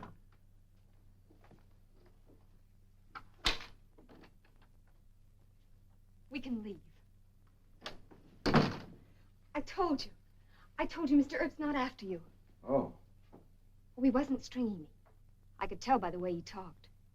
Oh, we're out of it, Wes, out of it. Let's leave now. Tonight, this very minute. I'll help you hitch up the team and... Well, Wes, what's the matter? not tonight, hon. Why not? Tell me why not. Well, it's just common sense, hon. Now, Earp may be telling the truth, but well, he's got his deputies. I ain't gonna risk getting us bushwhacked in the dark. No, I guess it is more sensible to wait for daylight. But you will leave. Well, I promised you, didn't I? Of course you did. I'm sorry. Just kind of twitchy nerves, I guess. Where'd you find Earp? He was in a tailor shop down the street having a coat mended. Very decent man, I thought. That gun. Oh, you want me to keep it hid? Close it up good and neat. That's my Janie. Real neat. Keep one more promise. Huh? Don't drink in the bar tonight. Stay here with me. Then we can get some sleep and an early start. Is that such a difficult promise?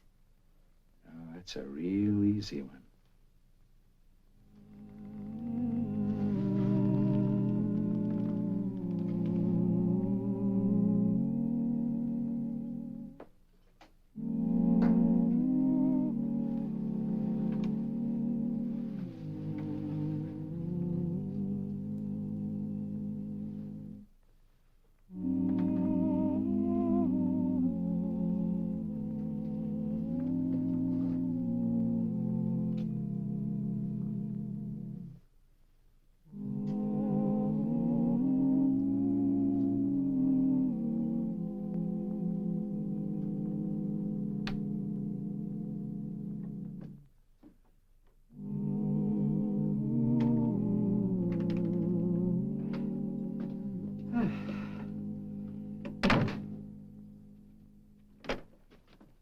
Oh, good morning.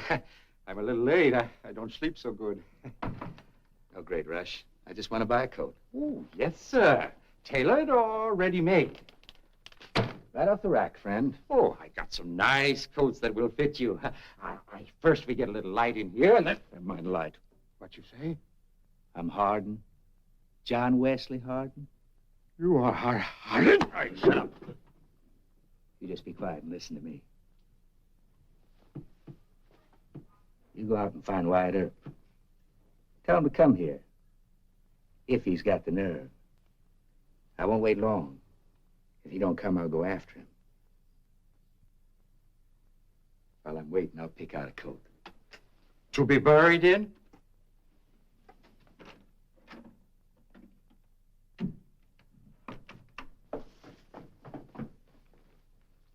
Pardon me. Have you seen Mr. Hardin? Why, yes, a little while ago. I think he went out back to hit your team, Mrs. Hardin. Thank you.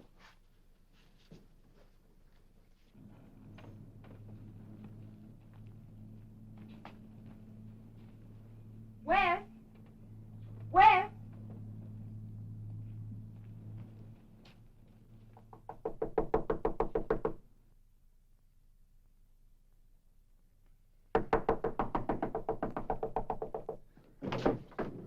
Tommy, what's up? Oh, Mr. Earp, Hardin. He is waiting for you in my shop to make gunfire. Oh, excuse me. I hurried too fast. Any idea why he wants it there? No. Yes. Oh, I am so stupid. He had a bundle. Must be his guns. And first he said he wanted to buy a coat. A coat? What was he wearing? Trail jacket. Short. About like this. Maybe he wanted a longer coat to cover his guns. Oh, I don't know, Mr. Earp. I don't know. Maybe the gun shoots from the bundle. It's a trick, like you say. Oh, I talk smart. I say maybe he will be buried in the coat. But maybe it is you who will be. I am afraid. Please don't go there. Send your deputies to surround my shop. They will kill him. The law can't do that, Tommy. Look, have you got your keys to the back door? Keys? Yeah, yes, I have the keys here.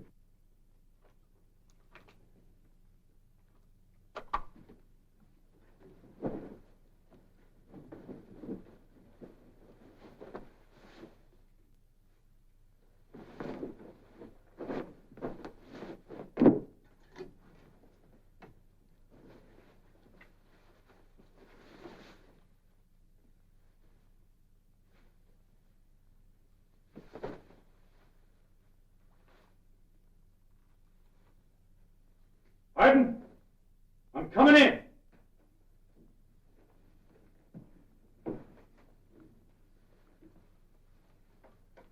All right, Earp. Come ahead.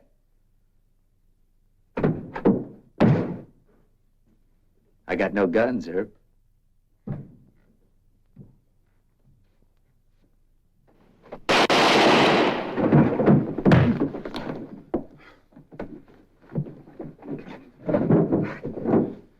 Your White said you wanted to leave town.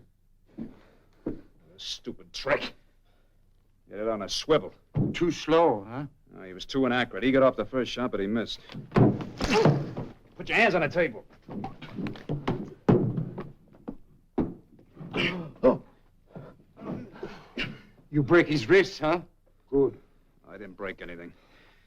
But he won't be able to use his hands for a couple of weeks. Wes! Oh, Wes. Where was he hit? How bad is he hurt? He's not hurt much. Oh, thank God. He's got a sore head and sprained fingers. You should thank God that Mr. Earp didn't kill him dead. When he comes to, you better load him on your wagon and drive out of Wichita.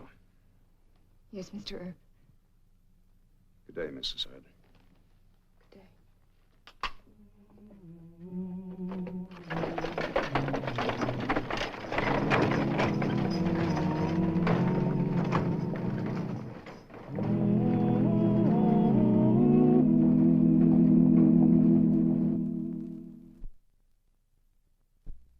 Well, he cleaned up the country, the old Wild West country. He made law and order prevail, and none can deny it. The legend of Wyatt forever will live on the trail. Oh, Wyatt Earp, Wyatt Earp, brave, courageous, and bold.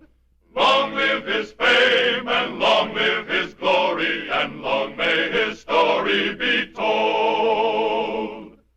Long may his story be told.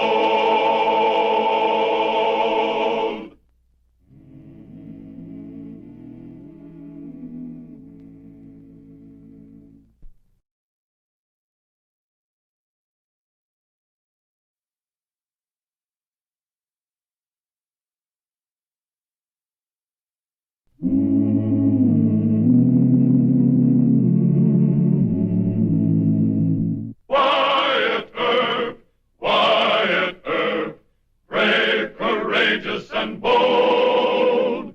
Long live his fame, and long live his glory, and long may his story be told.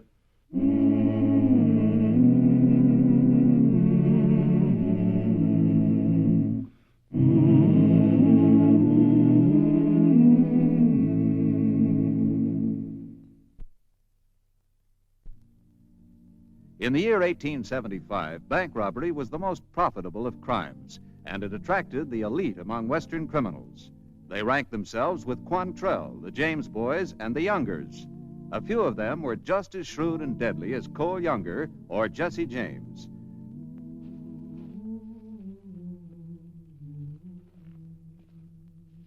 Bonnie says the leg don't feel so good. Want me to ride into Wichita and get you a doctor? No, sit down. All right. I'm not trailing with you any longer. Bonnie and I are going into Wichita alone. Okay, Clem, if that's the way you want it. But aren't you taking a big risk? That any concern of yours? Yes, it is, in a way. What way? You're the last of the Parkers, Clem. I was hoping that after your leg got well, that you'd let me and the boys throw in with you. With you to do the brain work, we could take a bank every week. And those banks in Kansas haven't had a real rousting since... You're a fool. I wouldn't have you or any one of your mob on a bank job. Now, look here, Clem. Shut up. Bonnie, give him $200 for services rendered. That's too much, Clem. Do as I tell you. I don't want to see you or any one of your mob in Wichita. Head south and go back to robbing stages.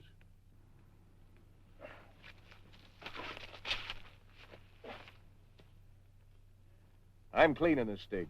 You're not. Now ride out of here and keep riding. All right, Clem. If you say so. Give him the money, Bonnie. That's the end of it. Goodbye.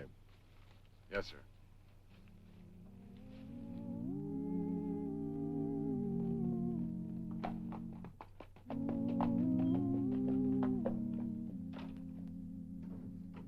Oh, there you are. Pete said you wanted to see me in a hurry.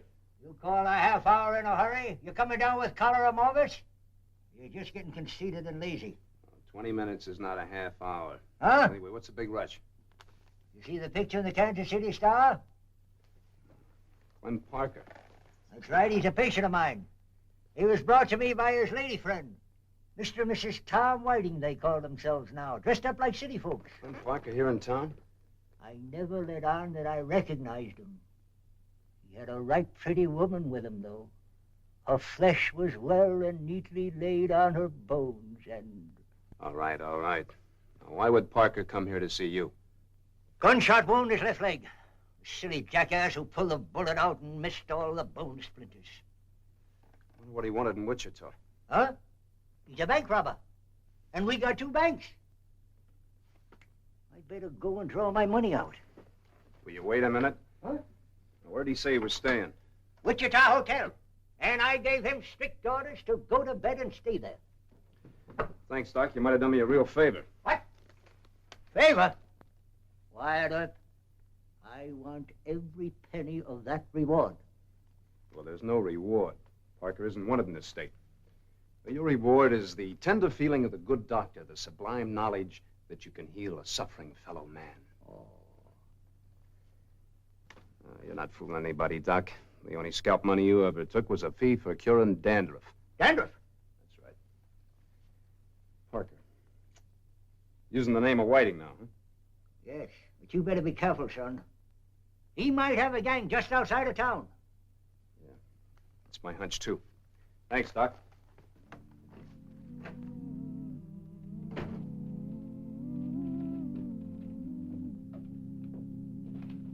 Excuse me, sir. Are you Marshal Wyatt Earp? That's right, ma'am. I'm Mrs. Whiting, Mrs. Tom Whiting. Doc Fabrique described you pretty well. Oh, he told you about my husband's accident? Well, it's just routine, ma'am. He asked to report on all gunshot wounds. I see. I hate to disturb your husband, but I kind of got to ask him a couple of questions. Well, he's asleep right now. Couldn't I answer the questions? Oh, I'm afraid not, ma'am. Well, it's nothing that important. I'll just drop back a little later. Oh, no. You shouldn't have to make 2 trips. I'll go up with you if that's all right. Certainly.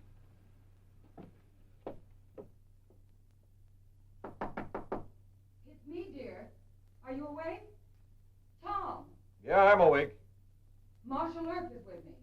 He just wants to ask you a few questions, Tom.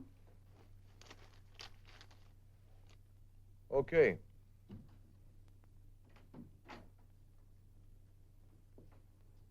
Hiya, Marshal. I'm just fine, Mr. Parker. Clem!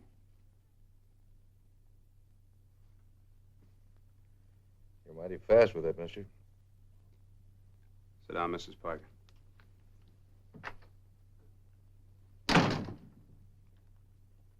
I'd like to talk to both of you, and I'd like to make it real friendly. Friendly?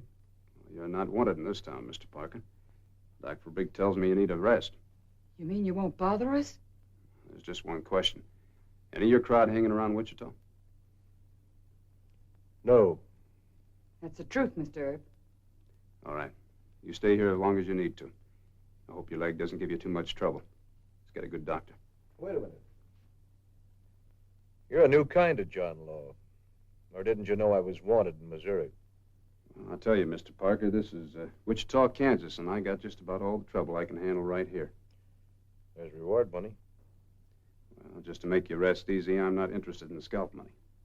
If the sheriff of Missouri or the United States Marshal shows up with a warrant, I have to help him make the arrest, but otherwise, rest easy. That's mighty decent of you, Mr. Earp. Not at all. You play things square with me, and we'll get along fine. Mr. Earp! Mr. Earp! Yeah? I'm from the Union Bank. Mr. Kenton sent me over. There's a suspicious character hanging around. I'll be right over. Yes, Mr. Earp. Excuse me.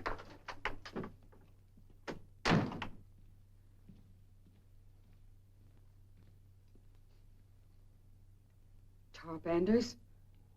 There's only one sure way to find out. I'll go right over there. Ooh, that slimy doormat thief. Just when we had things fixed real decent with Mr. Earp. Now he thinks we lied to him. I better take a gun. No. Just make sure it's Tarp. I can get him drawn from a handbag. Now, don't lose your temper. There's easier ways to skin that cat. Well, you better keep this bandage wet. I'll be right back.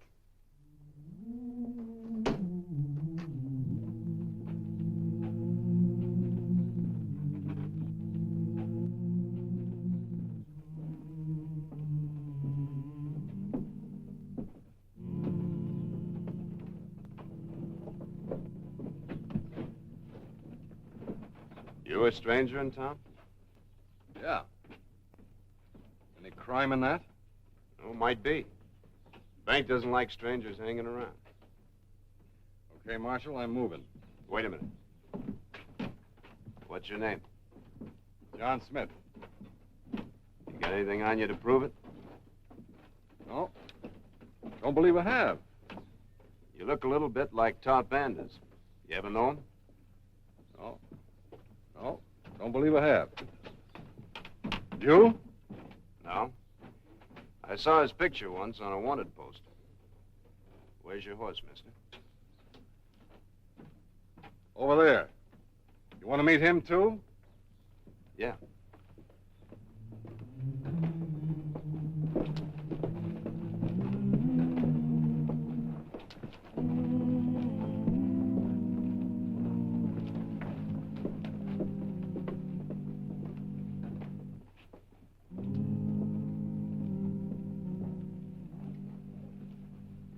Buckshot dusted, huh?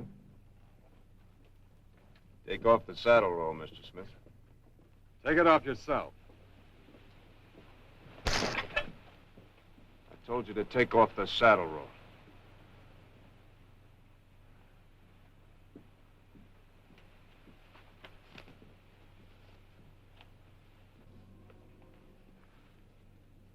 Now put it on the ground and open it up.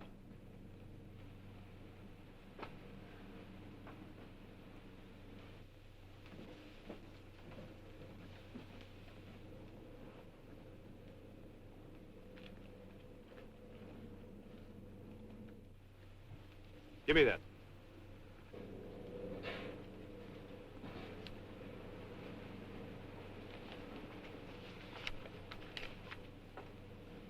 The map of Wichita. I don't prove anything. What do you need a map like that for? You afraid you get lost? Yeah. Well, you haven't done anything I can hold you for, Mr. Smith. You seen Clem Parker lately? Clem? I don't know any Clem Parker. I know a Clint Barker. You surprised me. Why? I didn't think Parker'd let a stupid fool like you case a bank. Tell you what I'm going to do, Mr. Smith. I'm going to give a description of you to all my deputies. Next time you're seen around town, you're going to get hurt.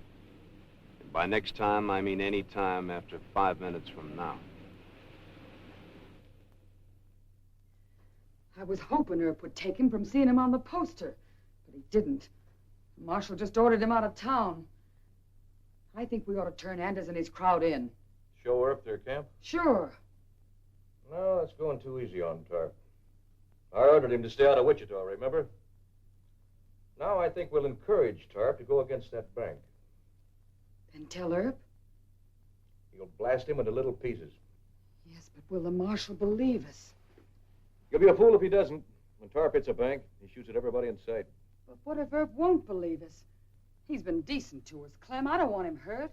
Who you for, Earp or me? Oh, don't talk foolish, Well, I ain't able Clem. to stand on 2 good feet and give Tarp what's coming to him. Earp and these deputies can do it for me. You make Earp believe us. That's your job. All right, Clem. But if he doesn't and gets himself killed, who's to blame? Either way, Tarp Anders will ride into a lot of bullets from somebody. This is my last job, Bonnie. What? Yep. My last job. When I get well, we'll get married and settle down. But we can't have Tarp cashing in on my name, calling himself in those cheap hoodlums of Parker's. Now you see why Earp has to wind him up for us, don't you?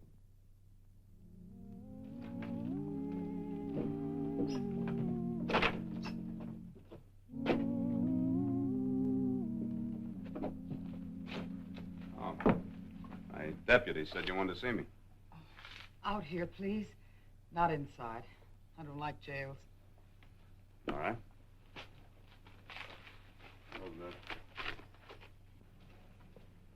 What's on your mind? I followed you. Saw that man in front of the Union Bank. Oh? I don't suppose you could recognize him. Yes, he's Tarp Anders. He tags along after Clem. We thought we got rid of him, Mr. Earp. You're not friendly with him now, huh? Never were. He's a cheap stagecoach bandit. Every time Tarp's gone against a bank, he's made a bloody mess of things. You don't believe me, do you? It isn't too logical, Mrs. Parker. I told Clem you wouldn't. But you must try to believe me. Tarp's gonna rob one of your banks. Maybe tomorrow. Which one, the Union or the Kansas State? We only got two. I don't know, but I'll find out. And then you'll tell me? I'll try. I'll let you know tonight sometime. Mrs. Parker, why would you tell me? Because Clem's quitting the business. We're going to California as soon as he's well enough. Please try and think of it our way.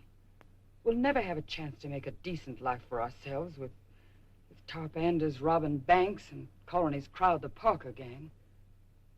Well, isn't that logical? What would we have to gain by lying to you? Mrs. Parker, I don't know. I'm not Mrs. Parker. Not yet. My name's Bonnie Dawson. Now, isn't that proof I'm being honest with you? Well, maybe you are. But just so happens that I'm Marshal of Wichita. Yes, and we've been bank robbers. Now, let's leave it this way. You find out what you can about Mr. Anders and meet me at Dr. Fabric's office tonight. Around 10 o'clock? That'd be fine. You still don't believe me, do you? But you better make up your mind to. Because not believing me could cost you a few lives. Maybe your own.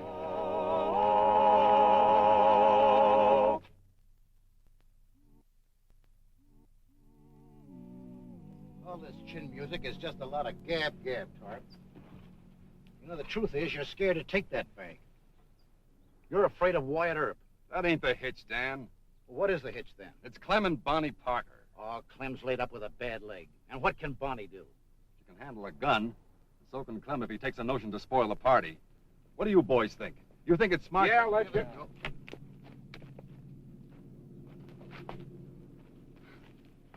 I'm not gonna hurt you. And Clem's back in Wichita. We changed our minds, Tarp. We want in on the bank job. What bank job? Don't play dummy with me. You were in town this morning. You cased the Union Bank. Clem was real sore when he heard about it. Then we got to thinking. You come into town by yourselves and you'll get hurt. Use Clem's plan and you'll get rich. How about it, Tarp? Clem knows how to really take a bank. I say we deal. Okay, Bonnie. You've got something to offer, you're in. Clem drew a diagram. Wrote it all down. Oh. There's the Kansas Bank. Union Bank. And that's the setup. Almost the same plan the Parkers used to take the bank at Mexico, Missouri. It's what Clem calls the covey of quail idea. You drift into town one by one just before daylight. Then you bunch up at 9 o'clock when the bank opens. You grab the money and then scatter in these 6 different directions. Understand? Yeah, but why do we hit the Union Bank? Because Earp knows you cased it. He figures you'll take the other bank, the Kansas State. She's right, Tarp. No John Law would expect us to go against the Union Bank. He'll be watching the other bank. Yeah, outsmarting himself. Okay, Bonnie. We'll hit the Union Bank at 5 after 9 in the morning. I'll meet you here about noon for our share of the haul. Now study that. Any bank job plan that Clem Parker draws is worth $5,000 cash before the vault doors are open.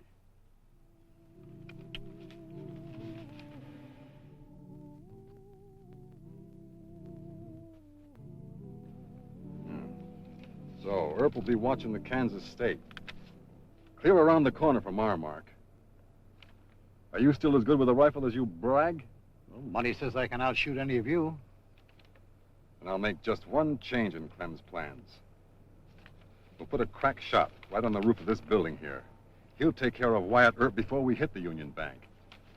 You think you can do that? I reckon so, Tarp. You want me to wing him, or, Aim here.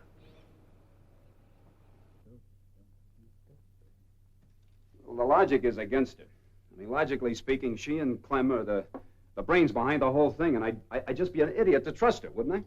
Wouldn't you what? That Bonnie woman can't be telling us the truth. She might. Then again, she mightn't. If you want my advice, I do what the cross-eyed tomcat did. What's that? Watch both rat holes. Divide your men between the Kansas State and the Union. Well, that must be her now. Am I very late? No. Hello, Dr. Fabry. Howdy. Please sit down. No, thanks. I went over the whole plan with Tarp Anders. He's going to hit the Union Bank at 5 after 9 in the morning. The Union? Why would he do that? He knows that I know he cased the Union Bank. So he figures you think it'll be the Kansas State. Well, I had a tough ride to get this information. If you don't believe me, just say so. look, I'm sorry. I've done all I can for you, Mr. Earp. You're stupid. Go ahead, let Tarp make a fool of you. Good night. Hold on. Put this on your husband's leg. Keep the bandage moist with it. All right, Doc. Thanks.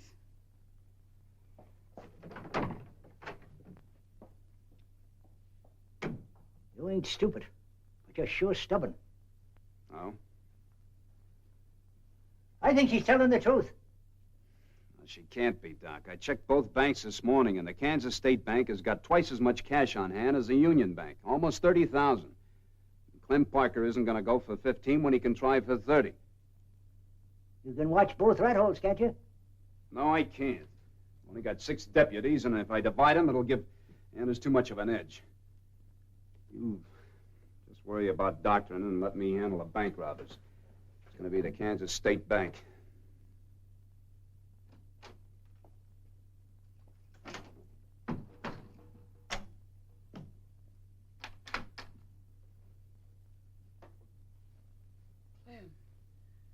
Clem, are you all right? Oh, Bonnie. Certainly took long enough. How does your leg feel, honey? It hurts a little. Doc Fabry came by. Scraped the bone or something. Gave me some laudanum. How'd you make out? Fine with Tarp. He's going to take the Union. Earp won't believe me. He'll be watching the other bank. That won't do any good, Bonnie. Anders will make a clean getaway. Well, what can we do about it? I thought I liked Earp. He thinks I'm a no good and a liar. I don't care what happens to him. I do. Why? Doc Fabrique. He and Earp are close pals. I owe Doc plenty. He says he's going to pull me through this. Clem, there was never any doubt. Yeah. I needed a surgeon to clean the bone and get the medicine down to where it'd work. Otherwise... Here, take this paper and pencil and draw me a layout of those 2 banks. Maybe we can save that idiot in spite of himself.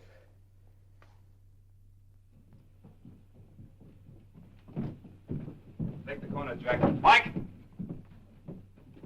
Mike, there might be a little trouble here at the Kansas State Bank, so stay indoors. If you got any customers, tell them to do the same. Pass the word, will you?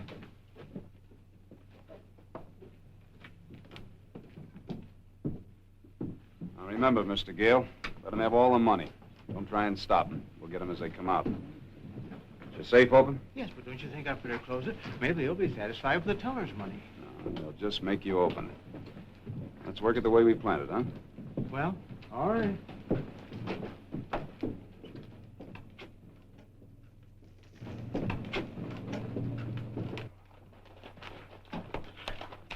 Everything's working out fine. Earp's around the corner. Why don't we get at it? Not until Jonesy gets Earp. It's almost time now. Come on.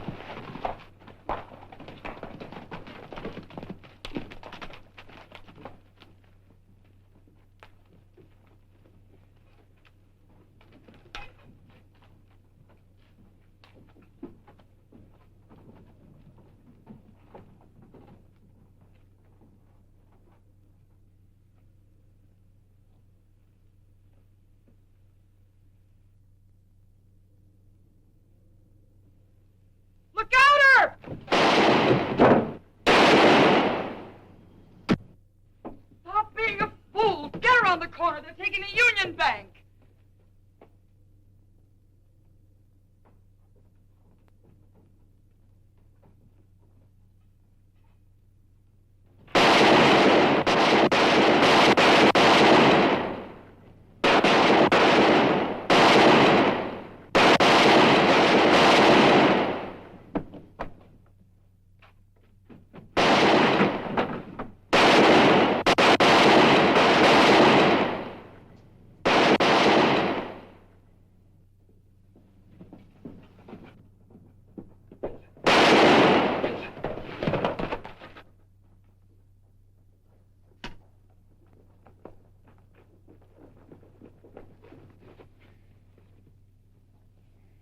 It's too late to worry about him.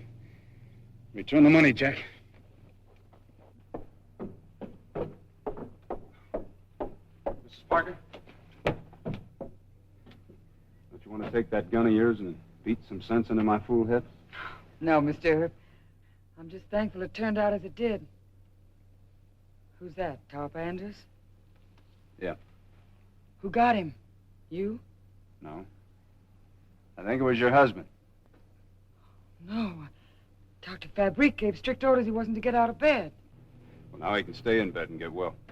You tell him for me I'll be dropping by to speak my thanks to both of you. We'd like that.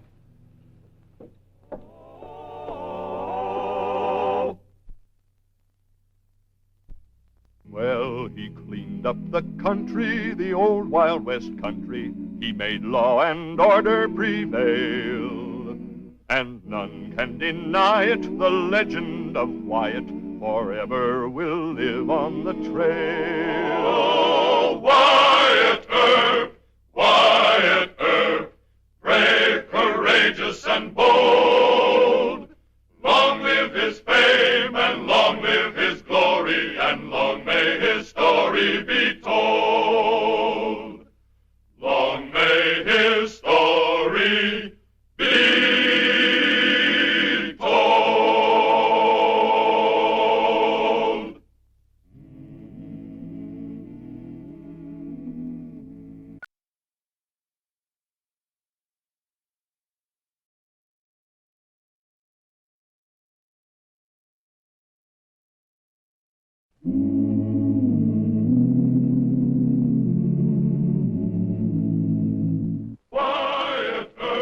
Wyatt Earp, brave, courageous, and bold.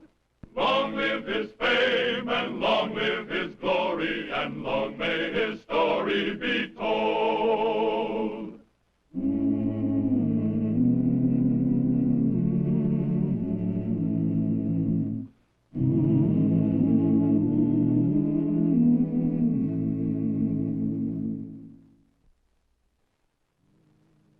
One of the high spots of Wyatt Earp's career as Marshal of Wichita, Kansas, was his conflict with Shanghai Pierce. Abel H. Pierce was a New England ship owner turned Texas cattle baron. In 1875, Pierce was probably the richest and most influential, and certainly the most vivid character in all the Western country. Shortly before he tangled with Wyatt Earp, old Shanghai was guest of honor at a remarkable ceremony. Go ahead, take it off. Yeah, boys, that's me. Shanghai Pierce to the line. $10,000 that cost me. I'm handsomer, naturally. Not another man in the South that have nerve enough to put a statue up to his own self. Hundreds of them think they deserve it, but they're waiting on the judgment of posterity. Me, I say let posterity go hang.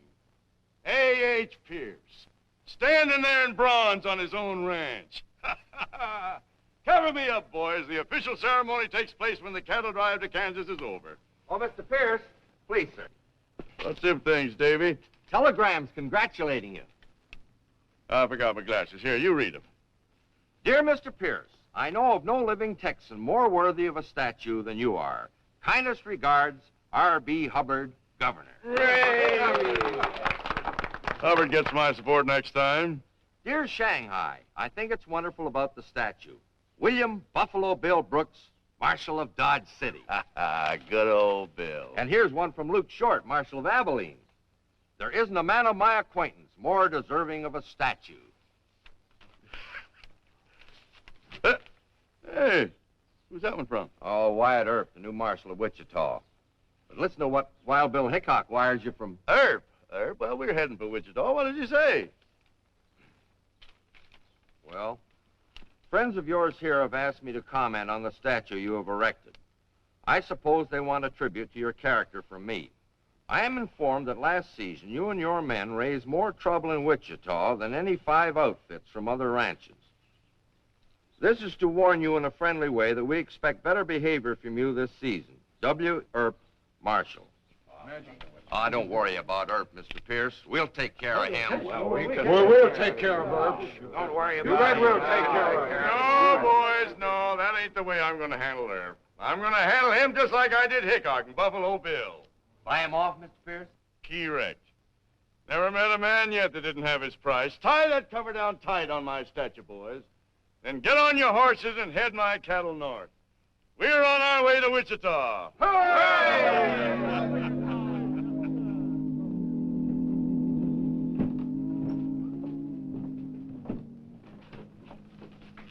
Oh, good morning, Mr. Murdoch. Oh, hi. Why all the iron? Oh, we're preparing a reception committee for Shanghai Pierce. We're saying howdy with lead this year. Oh, no. Just got a telegram from Shanghai. Yeah? He promises to be a good boy. I'll have a talk with Mr. Earp. You fellas take it easy. Okay.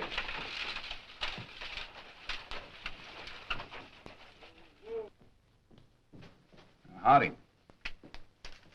I hear you're planning a reception. Yeah. Got guns stashed at places along Douglas Avenue and down Main Street. I'm going to take Mr. Pierce as soon as he shows in town. Oh, now, Wyatt. Read this. Shanghai says, no trouble. Oh? What changed his mind? The statue, I think. Man puts up a statue to himself. He must be anxious about his reputation. I've given him a big spread here on page 1. No matter what you think of him, there's nobody else like him. Yeah. Now, Shanghai's not a bad character. Generous, fabulously wealthy.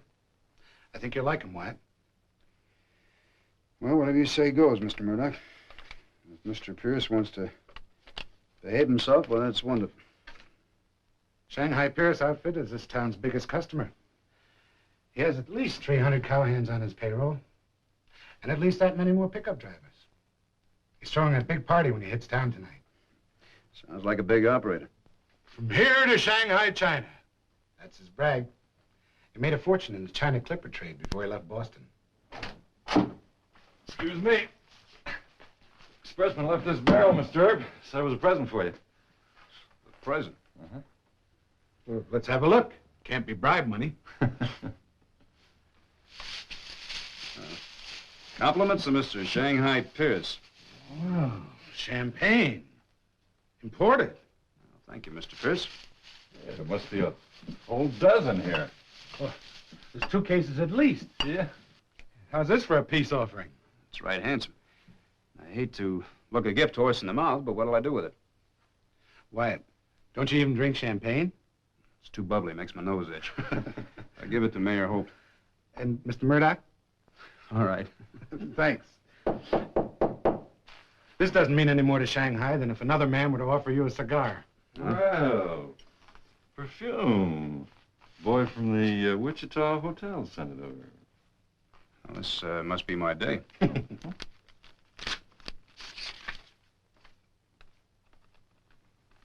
It's from a woman that says she's in serious trouble and would like police protection. Know anybody by the name of Alice Kennedy? Do I? Alice Kennedy's an actress. The loveliest one that ever played Wichita. Oh? You better go down and talk to her. No, Yes, hold sir. her. Miss Kennedy's too an important actress to our theater out here.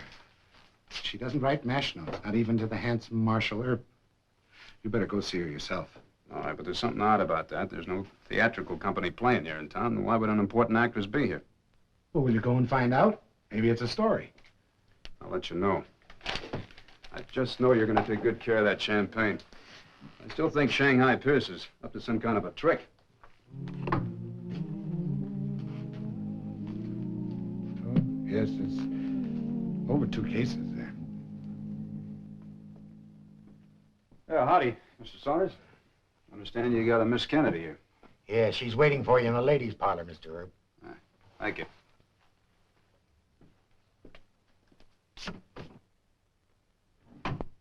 Mr. Erb? Yes. I got your note, Miss Kennedy. What kind of trouble are you in? Well, I don't need police protection. That was just a fib to get you here. But I am in trouble, and I hope you'll allow me to explain a rather odd situation. Well, I have the normal amount of curiosity. Won't you sit down? Thank you. You're much different from what I expected. So are you? Oh? How's that? Well, you're quite a lady. Oh. But what I've agreed to do isn't at all ladylike. Well, I don't know how to put this delicately. Mr. Erb, will you escort me to a party tonight? Shanghai Pierce's party? Yes. How do you rope you into that? My show stranded in St. Louis. He gave me $5,000. It bailed us all out. That was kind of him. It really was. Oh, there weren't any strings attached to the gift. I haven't even met him. He sent the money to my hotel, and when we all went down to thank him, he had left town. You just happened to be here in Wichita? No. No, I was in St. Louis at the Planters Hotel. He sent me a letter with $1,000. And what are you supposed to do for that? Come here to Wichita, invite you to the party, and that's all. I know it sounds silly. Yes, it does. But I believe you, Miss Kennedy. You know, you don't have to be beholden to a man like Mr. Pierce. Well, you see, Mr. Erb, I have a good play in manuscript, and I haven't any money. Mr. Pierce said he might lend it to me or back the play himself. Well, that's very honest, Miss Kennedy. You didn't have to tell me the truth. You know, any man would be right proud to take you to that party tonight. No questions asked. Then you'll take me? I'm just the city marshal here of Wichita, and that just isn't reason enough for Mr. Pierce to be playing up to me the way he is. Well, he's a man of generous whims. Maybe it's just his way of trying to make friends with you. I took the trouble of inquiring about Wyatt Earp. I think Mr. Pierce wants to brag to his friends that he knows you and that you're a friend of his. Well, aren't you worried about what other plans he might have? Other plans? For you? Oh, I'm not afraid of Mr. Pierce. You should be. He's got a lot of rough men behind him. Men that'll do anything he says. He's rich enough that he thinks he can buy his way out of any trouble, including trouble with the law. Oh, I think you ought to be afraid of him. Well, what can I do? I'm here. I've made the gamble. Miss Kennedy. It's all right. We'll go to Shanghai's party. Thank you, Mr. Erb.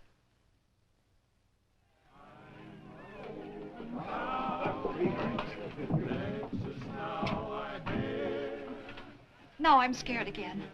What will Mr. Pierce expect of me? Well, I think he probably expects you to have me tied to your chariot wheels by this time. Oh. Well, would you pretend a little? You know, I've been thinking about it.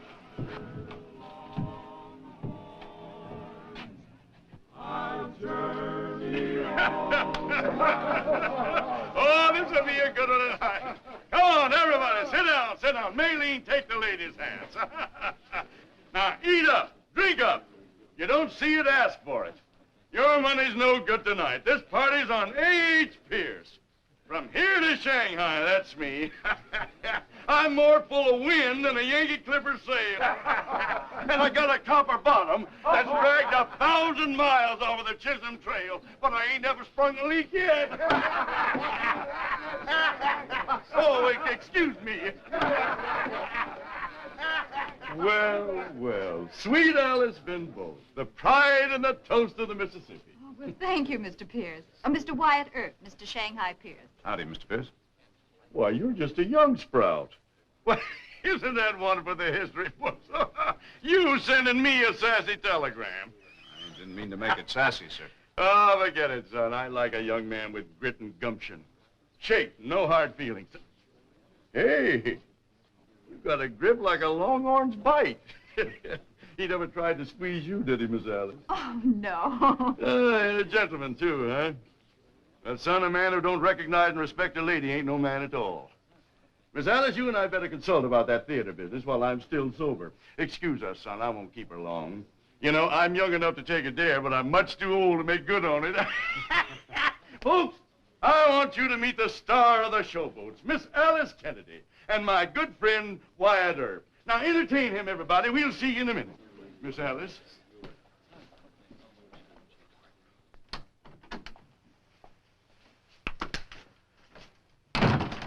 It's mighty good of you to come so far, Miss Alice. But I was betting you wouldn't stand up old Shanghai. Of course not, Mr. Pierce. Sit down. Thank you.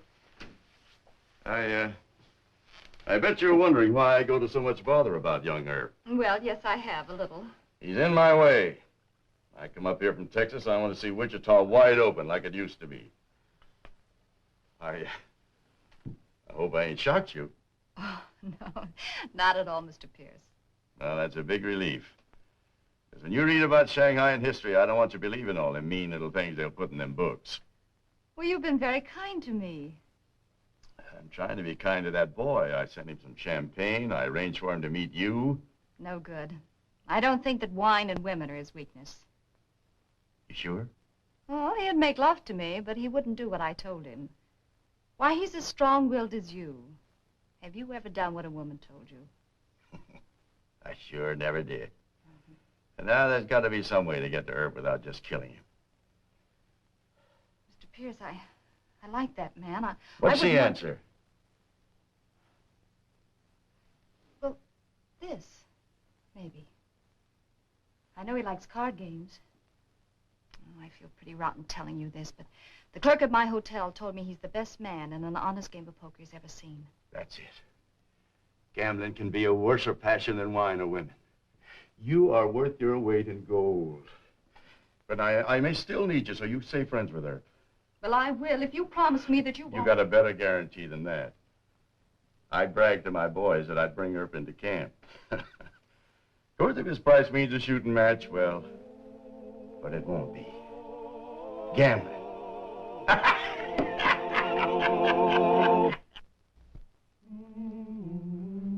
I don't really understand, Mr. Pierce. Usually when a man sets out to buy the law, he's a little more cunning about it. Rich men like him don't bother to be subtle. Do you have a price, Mr. Earp? But I don't know. I've never really thought about it until today. I hope your price isn't a shooting match. Is that your price? Hey there, you two. Is that being good guests at my party?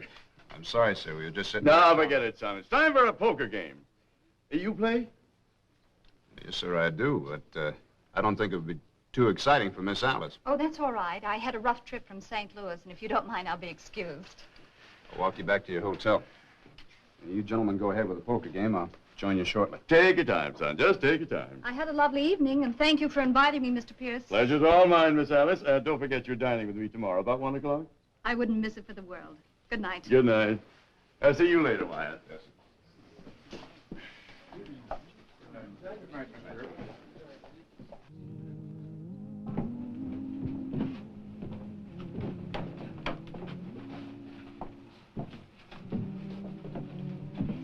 You've made it a very nice evening.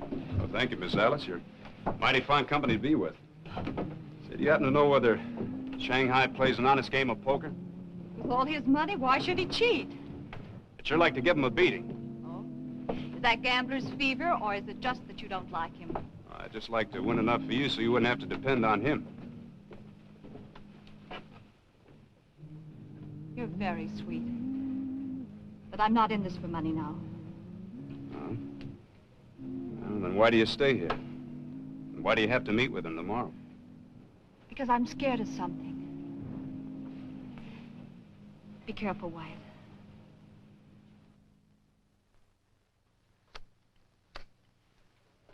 I'm betting you 50, son. I'll see that and raise you 50. I fold.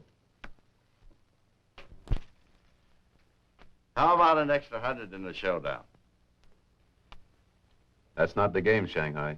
We agreed on a 100 limit on any one pot. All right. Lay 'em down. Flush. Full house. Running kind of low. Don't you be worrying about him, Brother Parkins. His IOUs are just as good as gold with me. Well, thanks, but I'm not quite cleaned out yet. You stand up good to a run of bad luck, son. Ante up. That's your deal.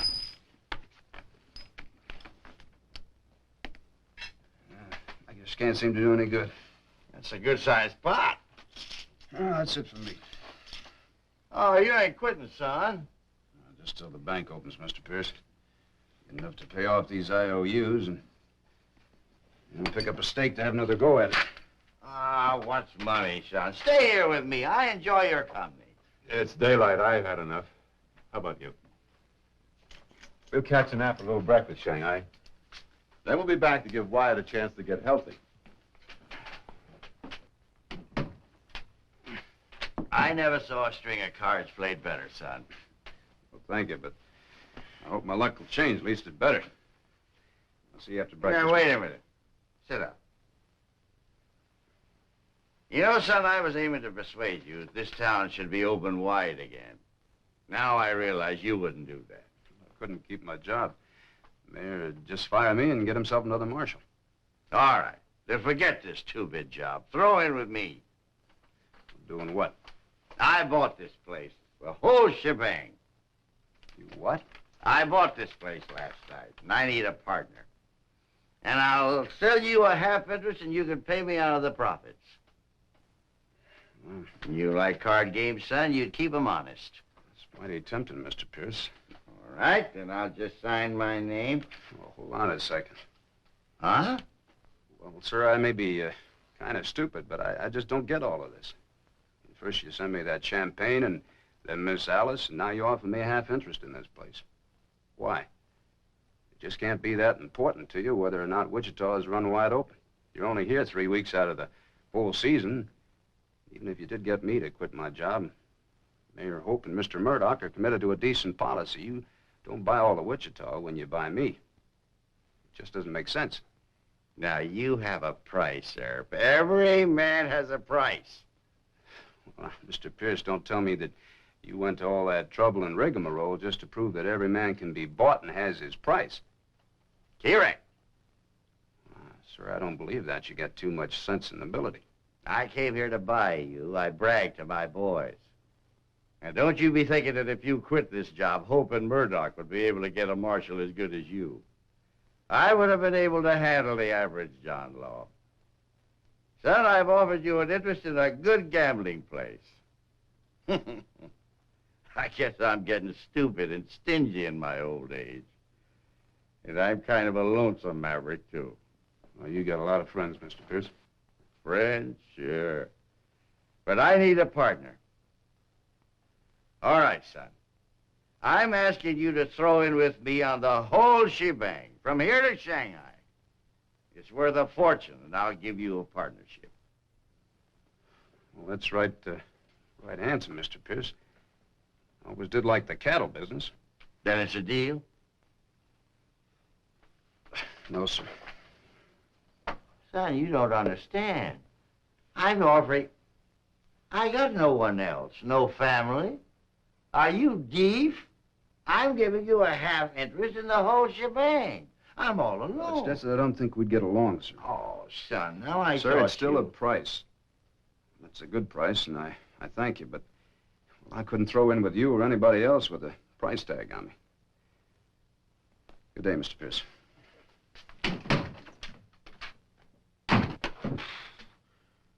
Why, you young fool! You ungrateful! Shanghai! Shanghai! Where's my boys? Shanghai! Shanghai! Shanghai! Wake up, boss! Oh, bring me my gun, and all of you get your guns. We're gonna hoorah this town. Now, show, that young squirt.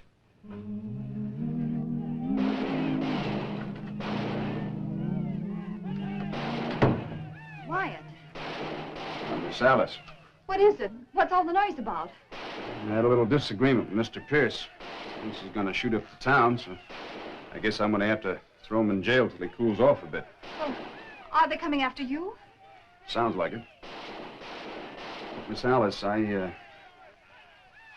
I got just about enough money in the bank for you to pay off Shanghai and produce your own play. I wish you'd take it.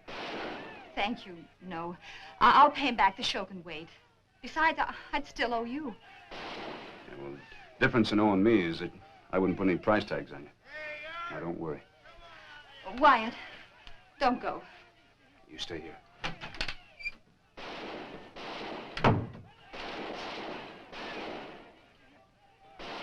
I'm Shanghai Pierce, and I'm not taking any more of your insults, Herb. You can't hide all day, and I'm going to sit right here till you come out. Sorry to have to do that, Mr. Pierce. Hold it! Don't fire, you'll hit Shanghai! You men stand back. We're heading for jail. We ain't putting up with this, Shanghai. Oh, shut up. I can handle this. It's a good thing I like you, son. Everybody's going to jail. Come on! Nobody can lick Shanghai Pierce, boy. Whenever he makes up his mind to do something, he does it. Yes, sir. No, sir. Shanghai never takes no for an answer. Yes, sir. Is that your jail? Yes, sir. Well, that's a poor excuse for a jail. I'll come up here one of these days and build you one you'll be proud of. We'd like that, sir. Well, it'll be a pleasure.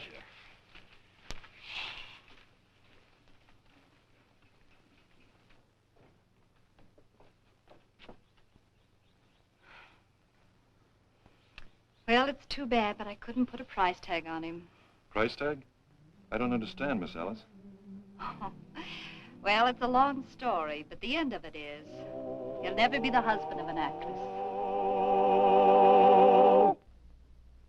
Well, he cleaned up the country, the old Wild West country. He made law and order prevail, and none can deny it. The legend of Wyatt forever will live on the trail. Oh, Wyatt Earp, Wyatt Earp, brave, courageous, and bold.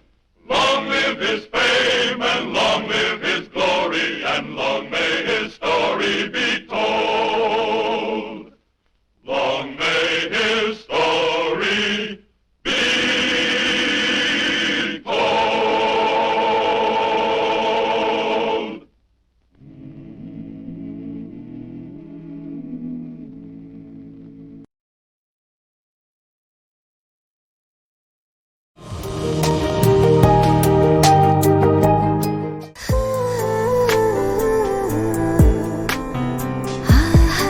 আপনি কিন্তু দেখতে যথেষ্ট সুন্দরী একজন মানুষ,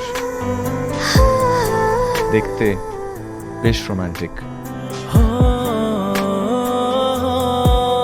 যেন শেক্সপিয়ারের নাটকের কোনো নায়িকার মতো।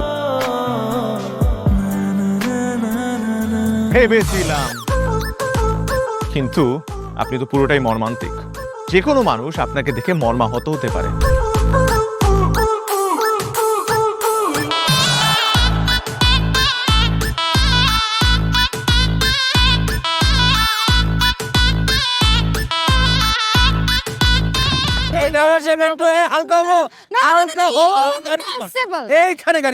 আমার হালকা হতে 1 মাস সময় লেগেছে। আপনার 1 মাস সময় লাগে? আমার হালকা হতে তো 1 মিনিট লাগে।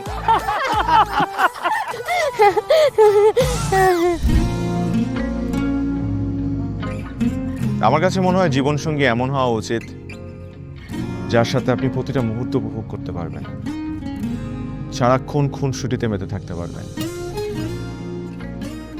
এবং তার মনে এমনভাবে বসবাস করবেন যে আপনার দিকে সে একটাবার তাকালেই বলে দিতে পারবে যে তার বেঁচে থাকার কারণই আপনি। পথে চলতে চলতে, কথা বলতে বলতে, কখন যেন হলে আমার জানি গল্পে গল্পে মিশে অল্পে অল্পে আমিও হয়ে গেছি তোমার। ছোট ছোট ভুল ফুটে হলো ফুল যে তোমাকে পেলাম, গুটি গুটি পাই স্বপ্নের লাই আমি ভেসে গেলাম। আপনি কি মনে করেছেন একজন মানুষ আমার জীবন থেকে চলে গিয়েছে এবং আপনি সেই সুযোগটা কাজে লাগিয়ে আপনার ফিলিংস গুলো আমার কাছে এক্সপ্রেস করবেন আর আমি সেটা হ্যাপিলি অ্যাকসেপ্ট করে নিব? এই হচ্ছে আপনার বন্ধুত্বের নমুনা? রোদের পাখি তোর শহরে আমার মনের স্বপ্ন ঘিরে, ওরে পাখি ওরে সারাক্ষণ তোর শহরে বৃষ্টি হলে ভিজে আমার মন।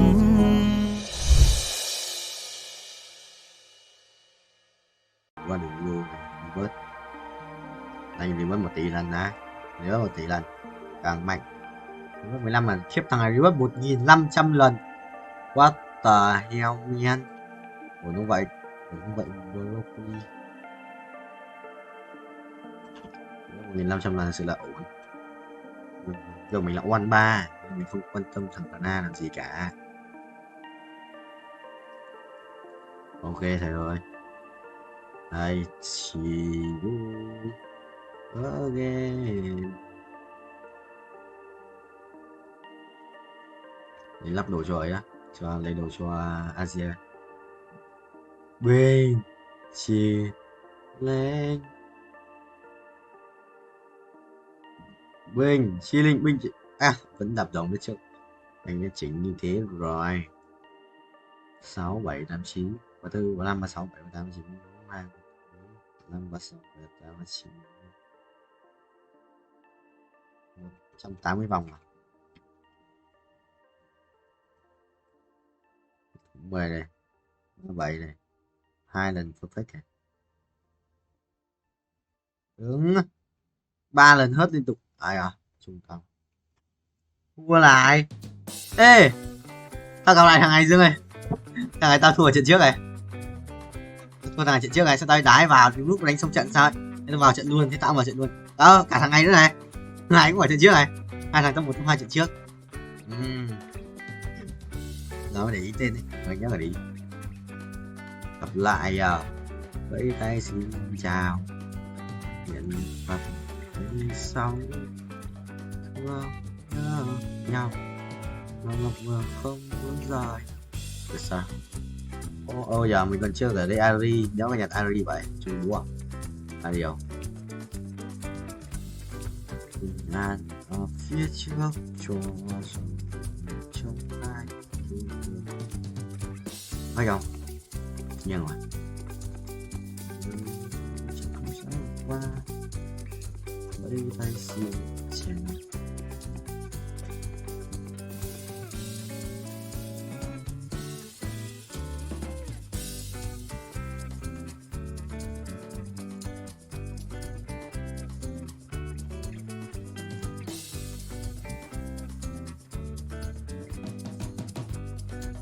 Mày đi đâu chôn à?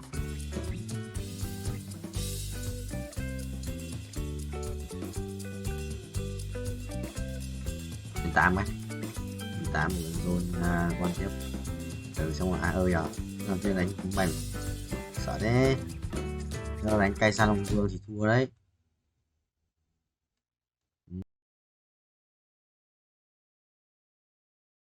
ভালোবাসা সুন্দর, ভালোবাসাও সুন্দর। মানুষ নিজের অজান্তেই ভালোবেসে ফেলে।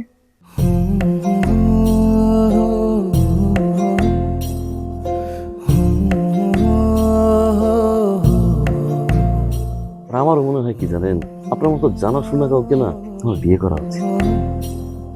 এটা কি উপলক্ষে? ম্যাডাম ফুলটা গ্রহণ করুন, তারপরে বলতেছি। ভোটার আইডি কার্ডে যার স্বাক্ষরের জায়গায় টিপসই দেয়, এখানে কেউ ডাক্তার। এই দুইজনের মধ্যে যে আগে ম্যাডামের মন জয় করতে পারবে, ম্যাডাম তার। একদিন না দেখলে তোমায় বন্ধু আন্ধার লাগে সব, তোমার এই প্রেমে এমনই টান। রুগীদের তো ডক্টরের কাছে আসলে ব্যথা কমে যায়, আপনি তো উল্টো বলবেন, আপনি কি একটু উল্টা? তোমায় ছাড়িয়া যাব মরিয়া, তোমায় ছাড়িয়া যাব মরিয়া, যেও না বন্ধু আমার ভুলিয়া ভুলিয়া। আমার মনে হয় আমার সমস্যা কপালে। ম্যাডাম আমার কপালে নেই, আমার কপালে আছে দাগ।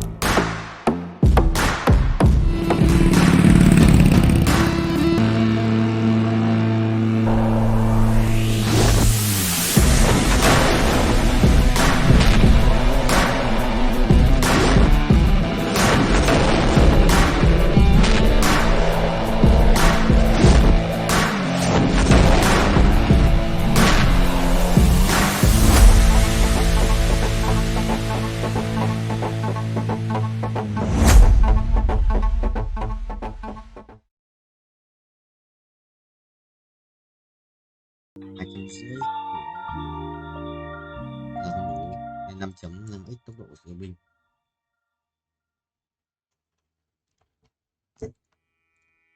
Binh không thầy ơi. Nhóm này củ sắn này. Gì vậy thầy?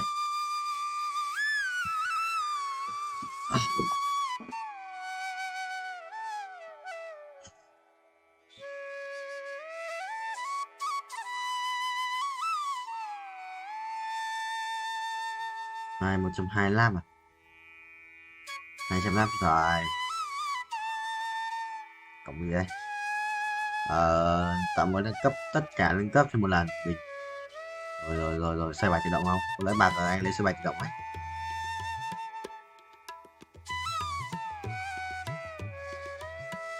$180 à? Vách. Không được á.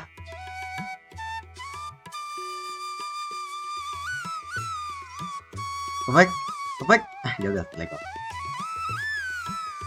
Như đi qua này 215 nắp à? 25 à? 25. 35 không? Được cộng 10 này, 30 rồi, thừa 30. 10 này.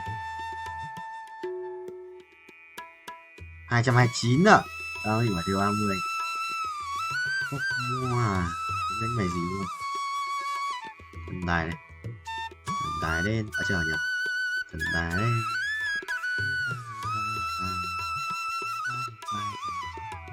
Thần tài đến. Bay. 120 à, lần một lần. Lần một thì bớt. Cái gì đấy? Máy lỗ à? Máy lỗ sao? Nổ máy. Đéo vào đây. Không được rét à? Tính như thầy. Đặt tiền nó đã xuống à? Chợ Tết. Perfect. Good landing rồi à? 100 à? Thầy có thể chỉnh cho nó good landing mấy lượt. Rồi.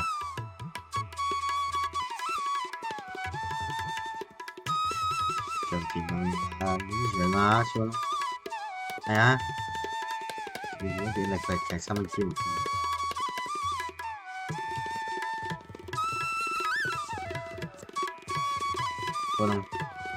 Cô không? Good landing. Đéo đi, cần nói. Áo choàng bạc, độc dược sĩ. Được này mất chất hồi phục. Có sức hành vác, cái điểm lính. Áo choàng bạc này. Xong đâu? Ui. Thần tài ngay.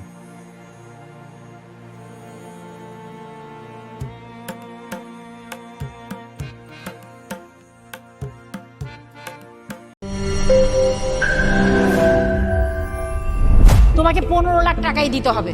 তুমি যদি দিতে না পারো তোমার বাবাকে call দাও। তোমার যত জমি জিরাত বাড়িতে যা যা আছে এগুলো বেচা হইলেও তোমরা আমাদের টাকা পাই পাই করে শোধ করবা।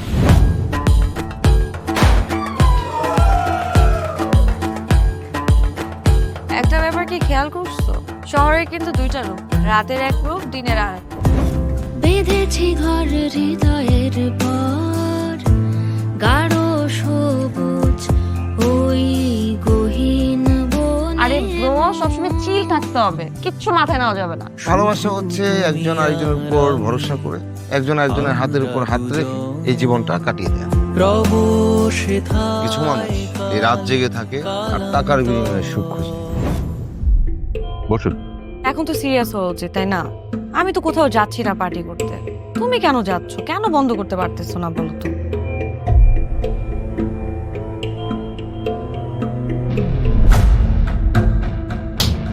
কার যে কোথায় সুখ সেটা তার প্রিয় মানুষটাও কখনো জানতে পারে না। পাশাপাশি তবু যাচ্ছি বিপরীতে, কাছাকাছি তবু যাচ্ছি বহু দূরে। Hi, you look good. Thank you.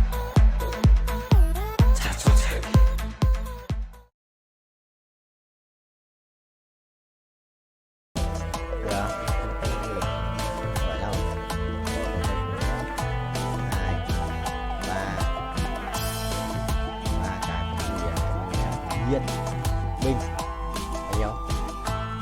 5 m, ủa 50%. 35 m. Chịu thua em rồi.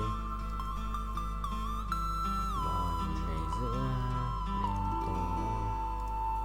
Chuẩn không? Ui, ra với bia này, độc dược à? Thôi cứ không quan trọng. Vụ nổ lớn bị sẽ sẵn bài tử thần mà. Đều hiểu sẽ sẵn bài chưa chạm đất, trải thải cái gì cái đường đâu mà chạm chứ là thế rồi. Đang xuống rồi, đang vòng xuống rồi, đang xuống thì binh sinh linh không. 3 2 1 perfect một lần này. Đấy, kiếm 15 lần perfect không, 100 lần perfect thì đã ăn 6 triệu. Ơ nhờ 7 triệu. Mình cần 50 thôi, đã được 5 củ rồi. 7 củ là bình thường. Chuẩn rồi. Đấy á, đón thêm một nhịp vào mình rồi.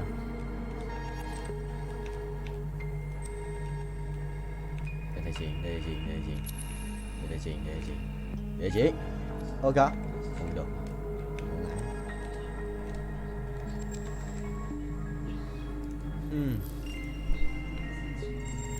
Kiếm mà cổ không mất áo luôn à?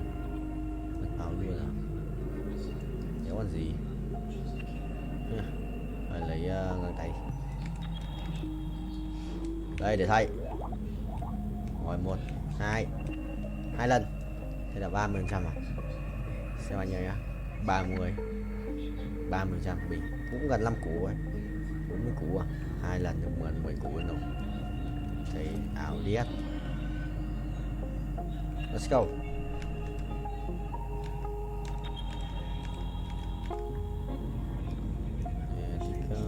Let it go.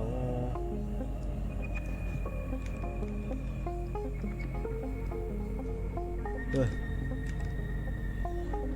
Một chiếc binh chi linh không vậy. Bánh 7 láp à? Vậy 456 triệu coin để rebirth tiếp à? Sợ khó đấy. Anh cần 50 củ rồi này, phải chừng 40 củ tròn. Kiếm tiền từ điêu ấy. Một lần perfect này. Một lần perfect.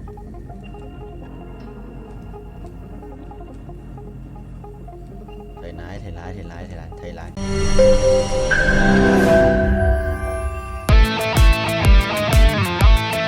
দরকার পড়লে একটা রিকশাওয়ালাকে বিয়ে করবো, তারপরে তোকে বিয়ে করতে। তুমি যদি মরো যাও আমি তোমাকেই বিয়ে করব। দেখো বিয়ে এত সোজা না। 5টা কন্ডিশন। কয়টা? 5টা। আমি জেডি সাফায়েত রমরাজন। স্যার এটা তো ভোটার আইডি কার্ড স্যার। বাড়িতেই করবেন নাকি হোটেলে? না আপনি যেমনটা ভাবছেন বিষয়টা তা না। ভাই আপনি তো করবেন। তোমাকে দিয়ে হবে না, আমি জানতাম। শুধু সময় নষ্ট করো না। ভাই আপনি তো অনন্ত দলিল না যে অসম্ভবকে সম্ভব করে আপনার কাজ। জিমি জিমি জিমি কি হচ্ছে? আচ্ছা আচ্ছা আচ্ছা আঙ্গের পো একদম বইরা দিমু যাচ্ছে সব বাইর কর। শর্ত দিয়ে বিয়ে, শর্ত দিয়ে বিয়ে। ভাই, যে বয়সে মানুষ গার্লফ্রেন্ডের কামড় খায়, সে বয়সে আপনি কুত্তার কামড় খেয়ে হাসপাতালে ভর্তি হয়েছেন।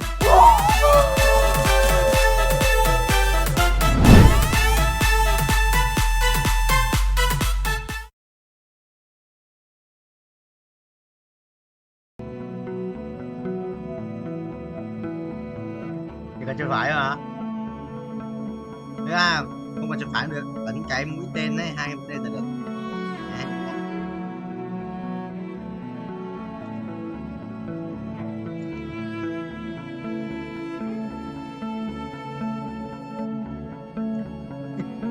Quỷ cái lợn. Chẳng biết lợn.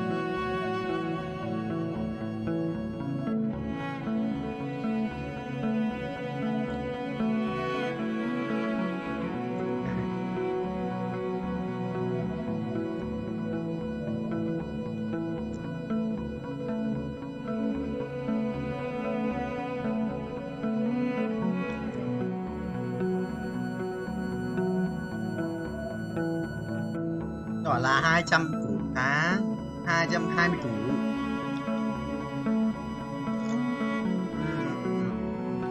Chơi nhiều nhiều ấy. Bạn nói em rồi. Em biết. Em biết. Mình biết mà.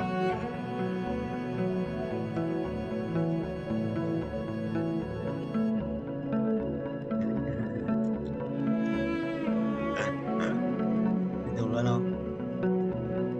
À.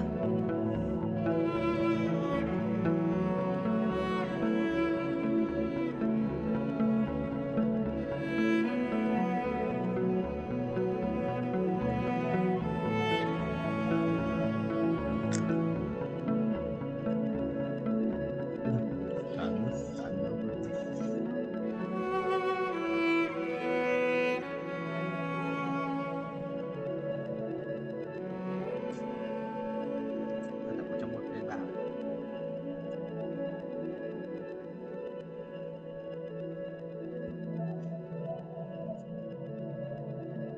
Đấy nhá.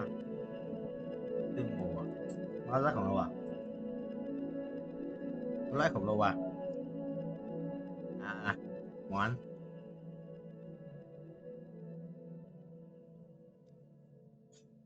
À, chuẩn.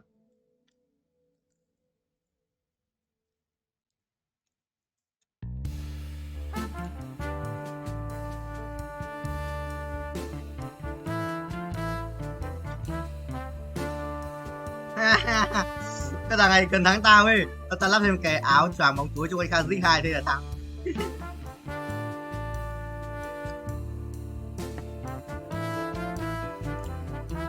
Kinh à? Kinh đấy, kinh đấy.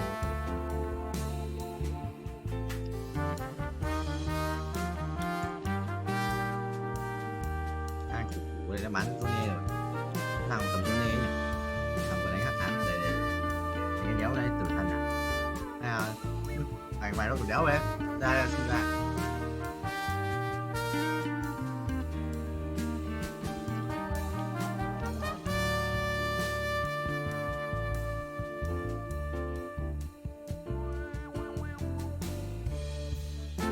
Đây nó lên đồ gì nhỉ?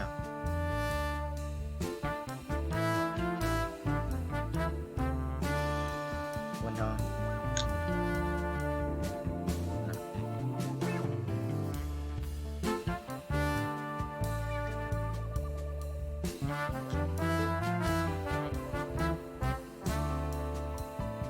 Đây nó lên đồ mặc gì nhỉ?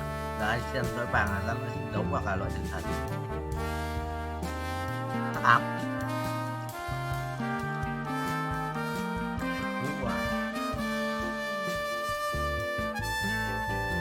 À, ra ly xin rồi ấy, thấy không đấu rồi. Thì xem ra loại xong đấu dài hơi nó xong.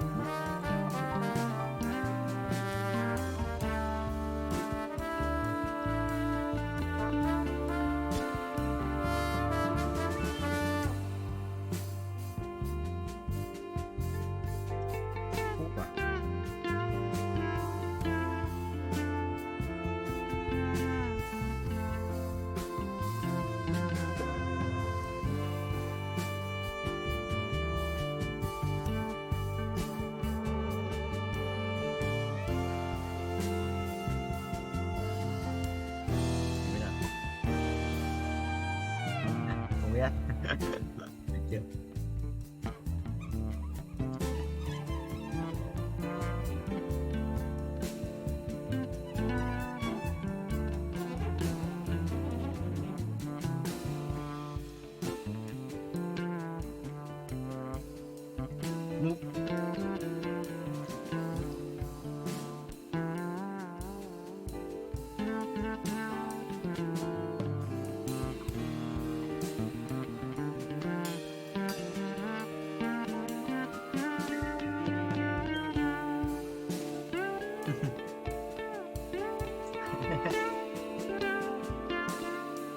Đó, nhưng mà cơm tù là cường nhìn ngon đét mà, cơm ngon đét đây.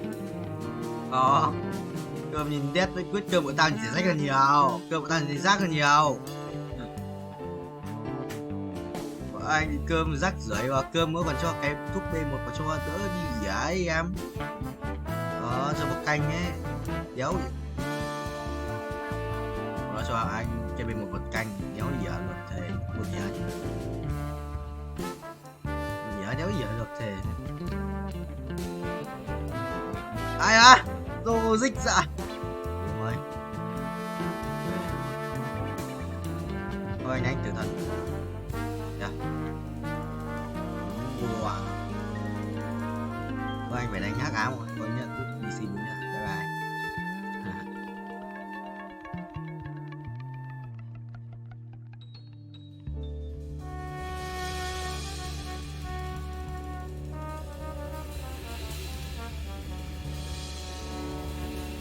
Lắm đi xin. Phải chưa? Phải chưa? Tôi mua à? Có quần rồi còn tiền không vậy? Nó còn tiền không vậy? Nhưng mà nó còn tiền không? À, kinh à, nó kinh à. Đấy. Dương ơi, cáo thì mình làm mấy cái bị dính cam ấy.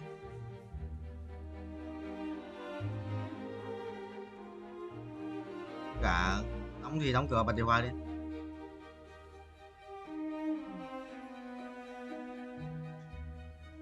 Còn hôm qua Dương bật, hôm qua Dương có bật điều hòa đi ngủ, xong rồi cả tháng rồi tắt mà.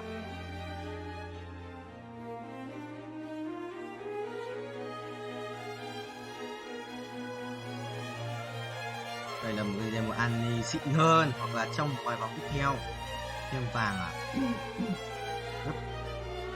Gấp đôi là tất cả lợi tức là 10.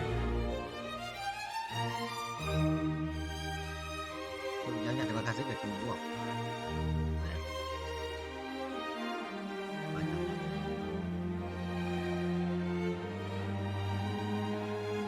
Đây là một cái rồi đấy, xong. Hoàn thành nick map này, map này quá lâu rồi, bác mua map này. Map cuối cho nó farm.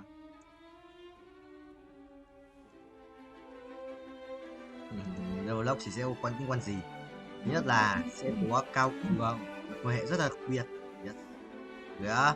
Nếu đánh được nếu chém vào cái kia. Ta cái block 7 tháp vọng ra cả kim cương ấy. Dạy cho giờ block nói tiếng Việt đăng cấp tiếng Anh. Yes sir. Chắc là bọn nó cài nhằm kích sắt.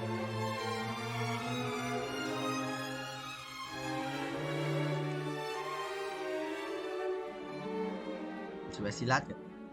Sẽ silat trực kiếm mút kìa. Mất rồi. Lấy đéo. Một cái huyết kiếm nữa. Chú bé Zone à, chú bé Zone sử dụng kinh ấy. Mảnh giáp đéo anh Nhật. Chú bé Zone đéo anh thầm Nhật, đéo hiểu. Và thành xin.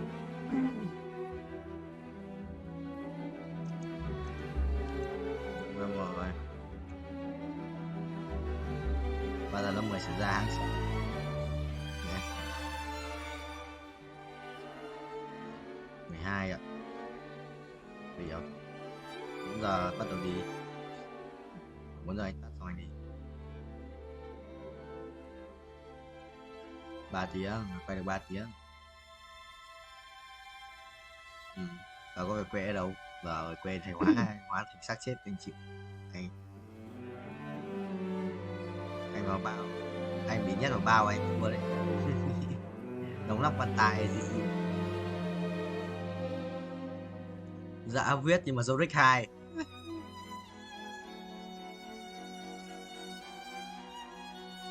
Nhà làm béo ở trên thành phố à? Dạ.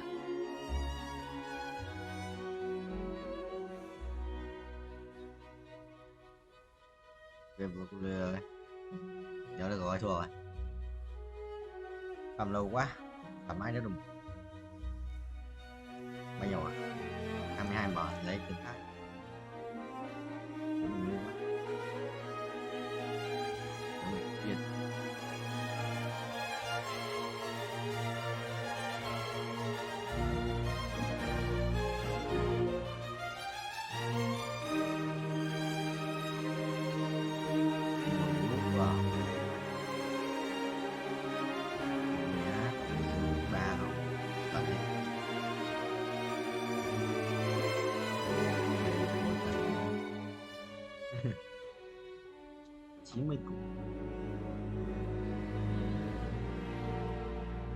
Nóng quá.